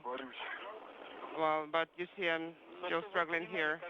Just for you to understand, when the Strela was designed, the force of the coupler activation on the drive was about 15 kilos per meter, meaning it only has 1 kilo at the end, and then all the drives would get activated. So it was really taking care of the smooth motion. Okay. Now, Sergey, shall we leave the foot restraint in this position, or shall we install it along Strela? No, you just leave it as this. Are we planning to reinstall it in some other location during the next EVA? Will it be on the PHO? Well, during the next EVA, you will only have one task in the foot restraint, and it has the least priority. Because currently we have lots of stuff attached to it, so it's not really easy to remove foot restraint. No, we will not have any issues with the removal because you will only have to deinstall the handle and detach one tether, and that will be all. And 5.5 hours into the spacewalk at opposite ends of the Strela boom, Sergei Volkov and Oleg Kononenko wrapping up today's spacewalk as they ensure that all of their tools and tethers are in order, heading back toward the Piers docking compartment in the lower left-hand corner of your screen. All right, Sergey, go ahead and detach it, and we'll take care of it later. Well, I'd be more than happy to do that, but...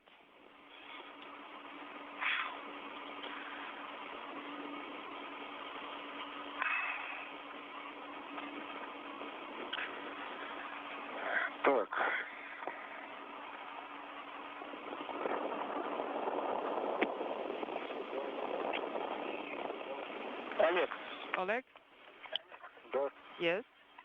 У тебя как насчет того, How about включить все фары, которые имеются, и sure if we could do to turn on all the lights that we turn off all the lights that we have, and can you translate in without the lights in dark? Well, what happened? Nothing happened. But we were kind of thinking whether we should wait for the installation or whether we should start moving right now. No, we can go ahead and start moving right now because we have all the floodlights on the USOS, so we have excellent lighting. We don't have to turn on our lights. Okay. All right. So, okay, Sergey, am I go to unhook from Strela, to unhook the Strela? Oh, Sergey, I forgot to congratulate you. Now you're a full-blown crew commander. And your gear, you have a handgun, you have a grenade. Next time you'll have your own test site. So you're a fully equipped crew commander now. Okay, now capo is attached to the circular handrail. It's secured, and also it has second security. It's on my beard. Okay. Now the other tether that is not adjustable is attached to the square handrail on Strela. The adjustable tether is hooked to the circular handrail on Strela. Okay, and the circular one you left curious. Okay, Oleg, you are go to unhook in work. Okay, I'm unhooked. Russian flight controllers are congratulating Sergei Volkov, the Expedition 17 commander, calling him now a full crew commander after handling what they called a grenade, that their jocular way of referring to the pyro bolt that was removed from the separation interface between the propulsion module of the Soyuz TMA-12 spacecraft and the crew cabin section of the Soyuz, placed in a protective canister for its return to Earth with Volkov and Oleg Kononenko when they come home on October 23rd in the Soyuz vehicle. The BO, which means that it will be a And now you see Oleg Kononenko at the end of the Strela boom, now having been untethered from the Soyuz spacecraft, where it was used as a work site platform for the two crew members.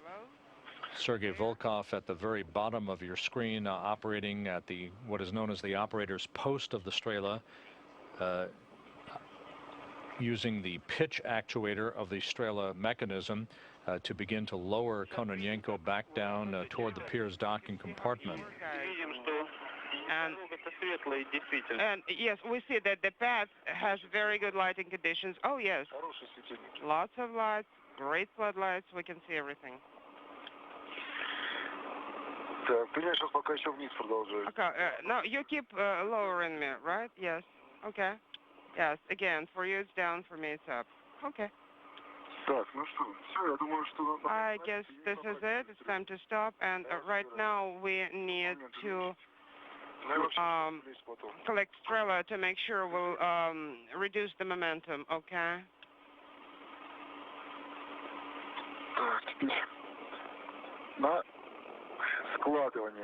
Okay, now we'll be retracting it.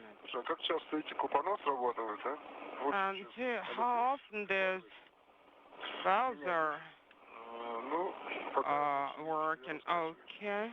Well, right now I feel some oscillation, and now I can see that I am translating towards BO.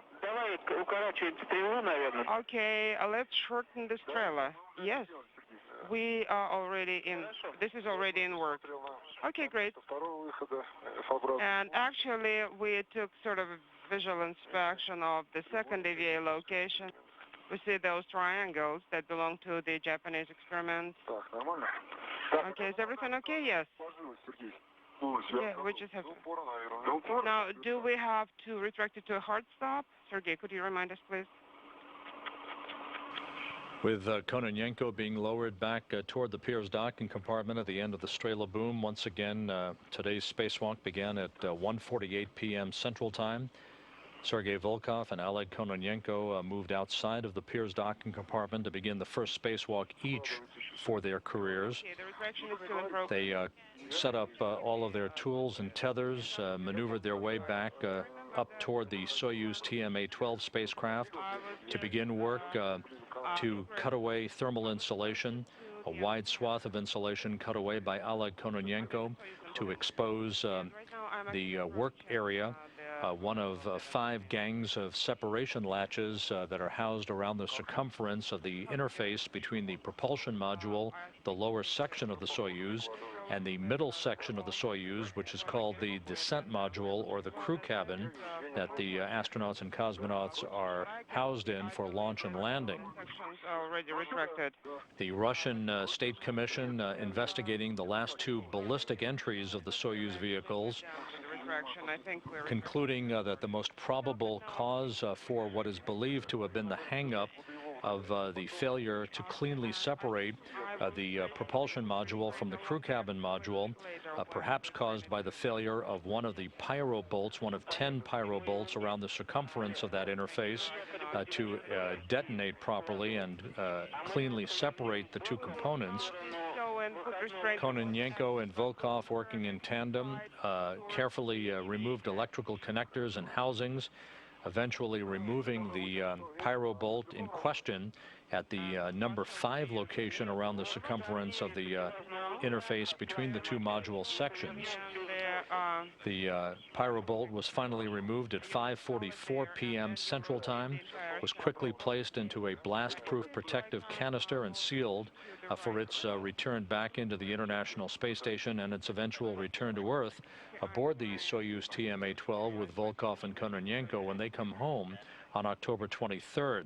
That bolt will be analyzed by Russian engineers as they continue their inquiry into what may have caused the off-nominal ballistic entry on the last 2 Soyuz landings for the Expedition 15 and 16 crews.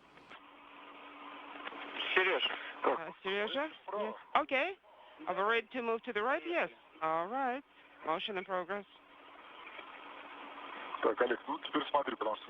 Volkov at the base of the Strela crane, continuing to hand crank it towards its folded position, and in turn lowering Oleg Kononenko to rejoin him at the base of the Piers docking compartment. Once the Strela crane is locked in place, the 2 crew members will place their tools and other equipment back inside Piers. They themselves will re-enter the Piers docking compartment and close the hatch to mark the official end of today's spacewalk. They will then repressurize Piers, and once that's complete, Greg Shamatov will be free to open up the hatch between the Soyuz vehicle and Piers and re-enter the docking compartment and in turn the Russian segment of the station to rejoin his Russian colleagues. Why are you not stable? No, I just rotated myself to make sure I see it. Okay. Well, we'll have the lights on in the house.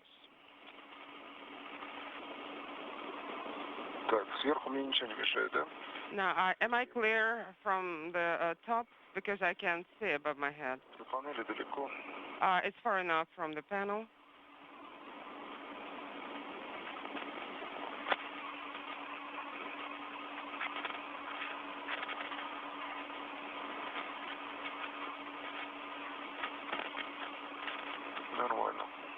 Everything is okay?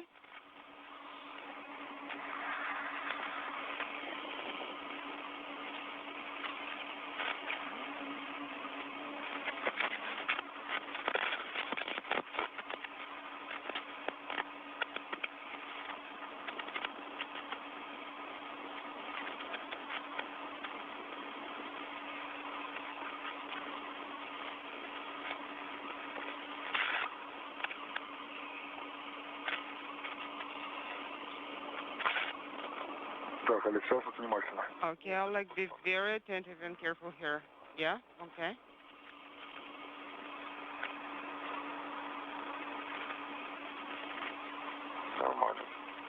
It's all right?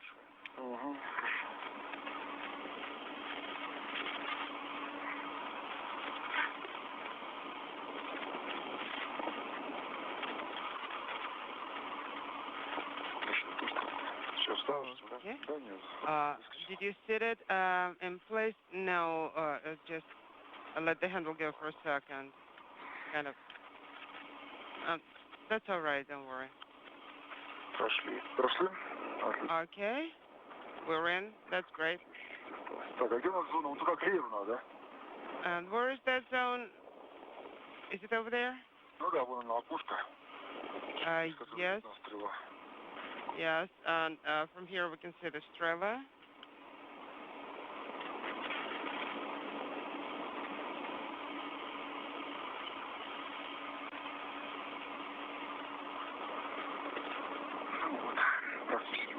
Okay.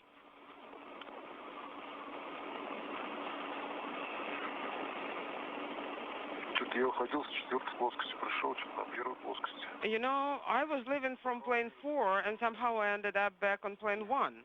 А вон у Роскосмоса написано, что... I don't know. That's the instructions that Roscosmos gave us. And it states clearly, plane 1. Ты меня сейчас... Куда? And where are you planning to move me right now? Движение не ощущаю никакого. Because I don't feel any motion. We not moving, yes. So I feel like my position is still and stable now. No, I'm actually... I stopped rotating because I can't rotate this trailer anymore. I'm sorry, I didn't quite get it. Why? See, I'm trying to rotate it to the right, but it stopped, and that's it. Please make sure if there are no entangled tethers. Okay, I'm checking. Да нет. No. Мой фал, который короткий... My tether, the short one, со мной рядом прям... is right next to me. The other one, that's the adjustable one. I can see it hooked to KPU, and it's also close to me. No entanglement there. And the one that goes from the EVA operator to the hull? From the EVA operator to the hull? Okay, let me check.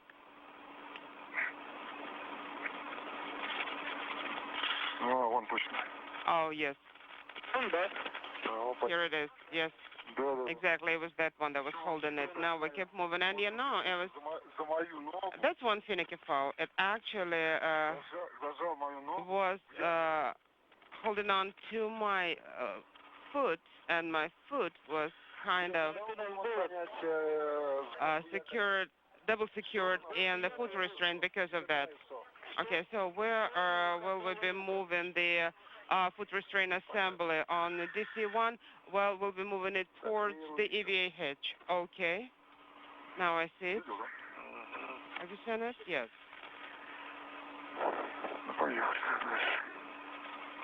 Okay, let's keep going.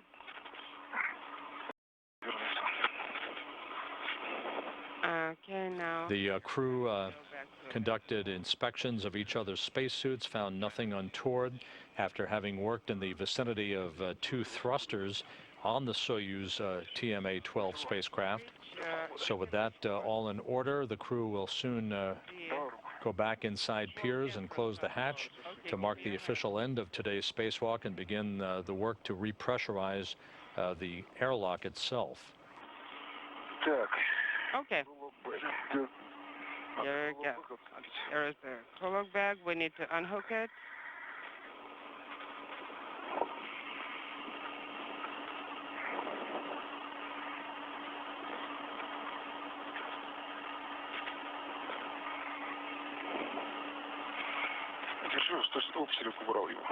Okay, can you hold it? Yeah.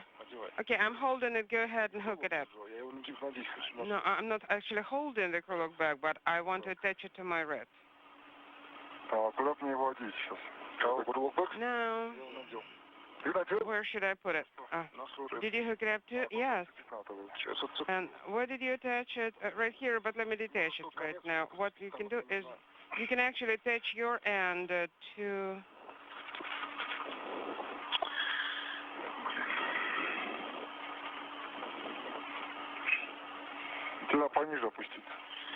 You need to go down just a little bit, otherwise you won't be able to reach the rib.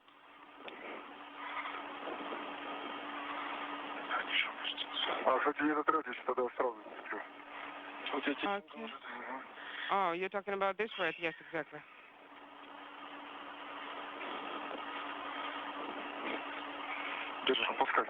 Okay, lower it and take it, okay? Так, сейчас его сразу, чтобы лишний раз не пересаживать. А, вот я на КПУ. Okay, let me take you to Capo. Go ahead, take this one, the short tether, and hook it. Where? Right next there. Okay. Go ahead and take it. Так, все. Okay. This one is attached. Давай свой фал. Give me your tether. Here it goes. Подожди. Stand by one. Все? Нет. Подожди. You don't know. Hold on 1 second. Так, опустился, вижу, нормально. Well, everything is okay here. Yes, it's Можешь, кстати, hooked and fixed. или ты уж сам там. Че, дай сдать мне и тот. Какой фал? Can you attach that tether? Which one? Hold on, let me ingress. Okay, I agree. Ты же меня уже подвязал. I will just pull myself in because you already secured me on the tether, right? Yes, okay. Go ahead and start ingressing. Okay, here goes Capo first.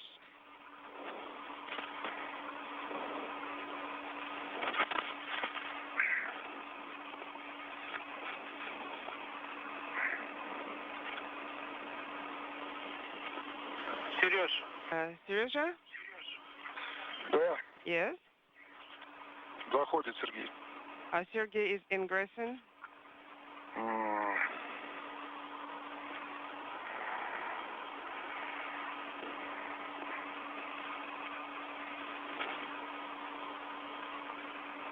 Ну что там?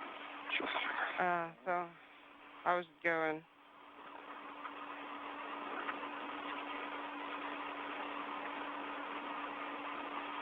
Может, головой вперед? Maybe should go head first. Yeah, I believe head first will be better.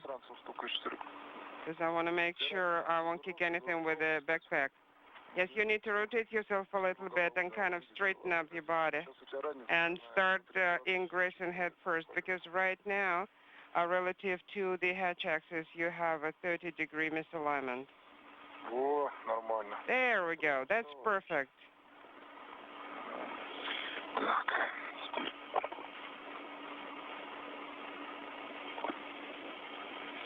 А ты можешь сразу тоже мой внутрь зацепить длинный. And you can actually attach my long tether inside right away. Okay, I'll do just that. Okay, don't hurry up because I'm not quite in yet. Okay.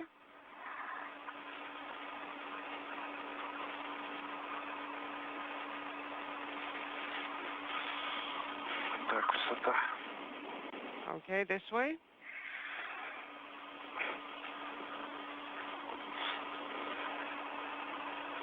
Здесь какая-то темень у нас. Как обычно. Kind of dark here. Well, as usual.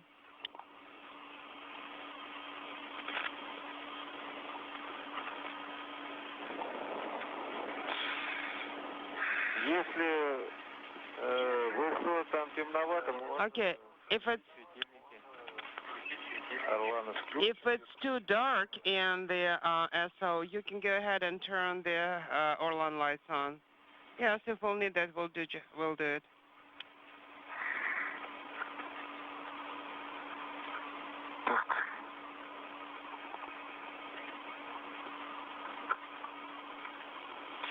Олег, где твой? Да вот. Alec, where is your tether? Right here. Can you see it? Let me turn around. A parting shot from Oleg Kononenko's helmet camera as he watches Sergei Volkov enter the Pirs docking compartment, the airlock that serves a dual purpose, both as an airlock for Russian-based spacewalks and as a docking port for arriving Russian vehicles to the International Space Station.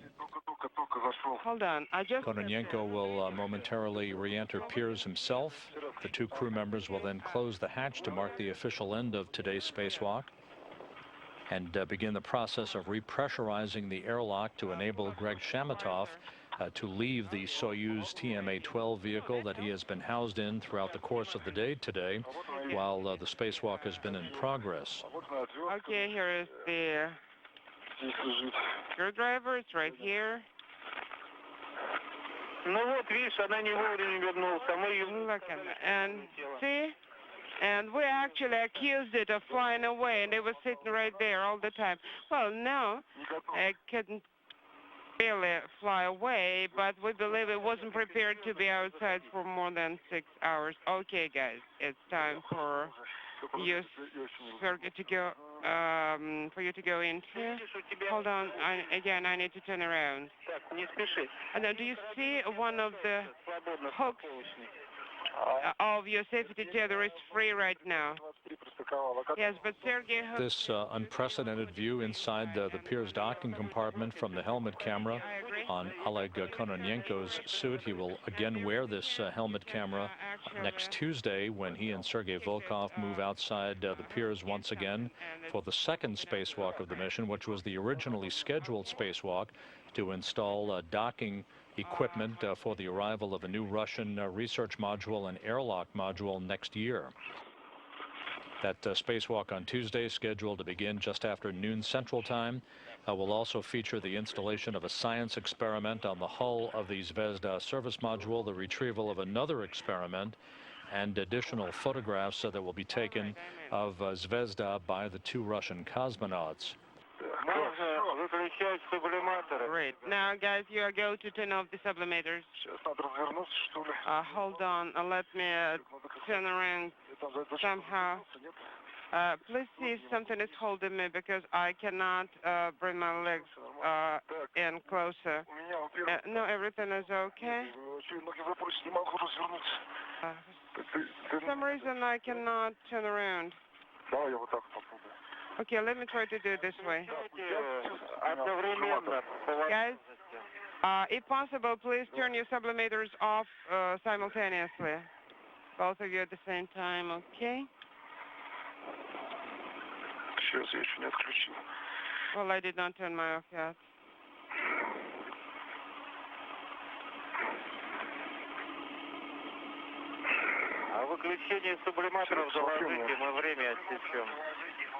And we need to know the exact time of sublimators off. Okay, Sergey, you are a person against me. The 2 crew members back inside Piers, standing by for the closing of the hatch to mark the official end of the spacewalk. I don't even know how I'm going to get to where you are, Oleg. I see. Gena, you want me to pull it to the hard stop, towards the right, correct? Yeah, pull it all the way to the right. Oh, it's already there. Yeah, pull it and up. Position it down. Okay, yeah, no, the flag is still flush.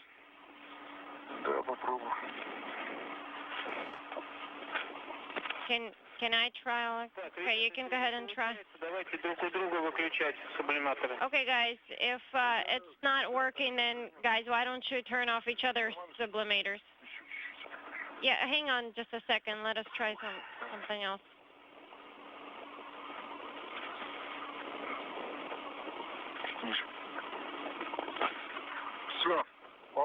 That's it. We have 2 sublimators off. Copy.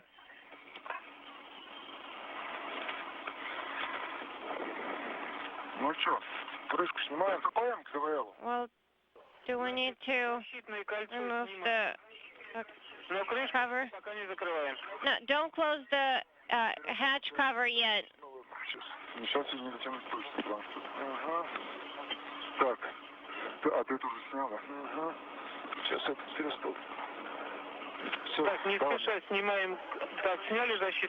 And did you remove the protective ring already, the safety ring? Yes, we did. Okay, go ahead and inspect the seal surfaces next to the hatch. And go ahead and retract or fold the ring. The ring is retracted, Sergey, copy. Go ahead and place it behind. Previously unseen view inside the Piers docking compartment, thanks to the helmet camera on Oleg Kononenko's suit. The protective ring that was basically used to shield the outer surface around the hatch of the Piers docking compartment during today's spacewalk has been removed. The crew checking a few final suit items and making sure that everything is in good shape with the hatch before they begin the process of closing that hatch to mark the end of today's spacewalk. In the way of hatch closure, and then once we close the hatch, I'll stow it. Right now it's 1 in the morning.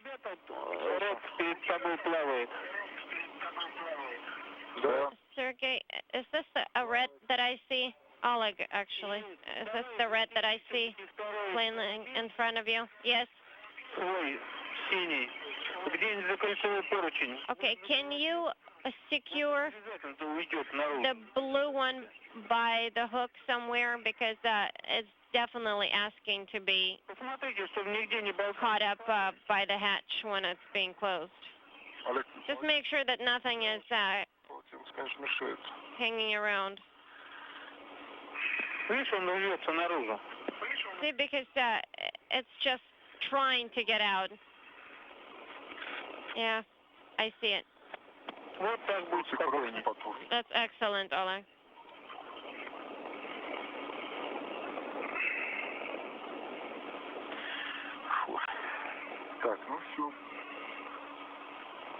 Okay, well, this looks like it.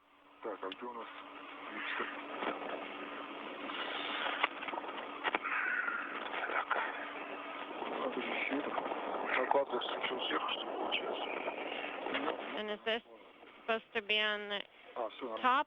Oh, okay. Everything looks good. Never mind.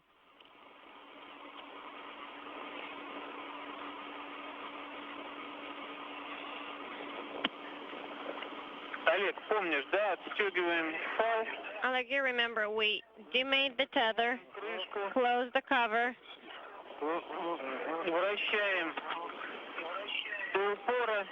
Turn it all the way to a hard stop until the coupling trips, and then I'll let go of the handle and remove the handle.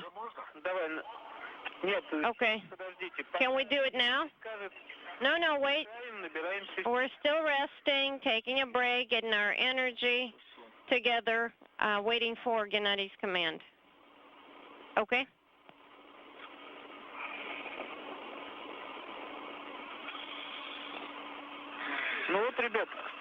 Flying just to the west of New Guinea at an altitude of 217 statute miles, the International Space Station flies smoothly on as we await the final closing of the hatch to the Piers docking compartment to mark the official end of today's spacewalk by Sergei Volkov and Oleg Kononenko, in which they retrieved one of 10 explosive pyro bolts from the separation mechanism plane, if you will, the interface between the propulsion module section of the Soyuz TMA-12 spacecraft and the crew cabin descent module section of the Soyuz to be returned to Earth for forensic analysis as part of the ongoing inquiry into what may have caused the off-nominal separation of modules of the Soyuz vehicle during the last 2 landings of the Soyuz last October and again in April. Off-nominal separations of the modules that resulted in ballistic landings for the Soyuz craft way short of their intended targets in Kazakhstan. Isn't so great anymore. I'm going to try to maybe attach it here.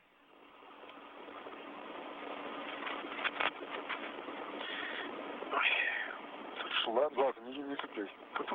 right, don't worry about it. Yeah, there's hoses here and everything. No, it's done. It's attached. All right, guys, your go to close the hatch. Hooray. So, guys, you can go ahead and start closing the hatch. Okay, and you know what? I just removed the lever.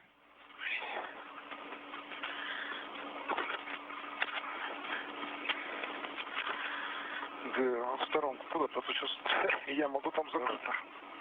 Так, попало, все нормально. Okay, the tethers look good. Towels are out of the way. The hatch is closed but not locked. Okay, look around the hatch surface to see if anything is in there. Nothing on the right, nothing on the left also. Okay, go ahead and put in work the procedure for closing the hatch and latching it. Okay, are we supposed to be pressing on it as we trying to latch it? How are the rollers behaving? They're in place, but now we just have to rotate a little bit to a hard stop. Right, and keep in mind that the lever has a tendency to spring back, or the handle has a tendency to spring back as soon as you let it go. So go all the way on the rollers until you hear a click.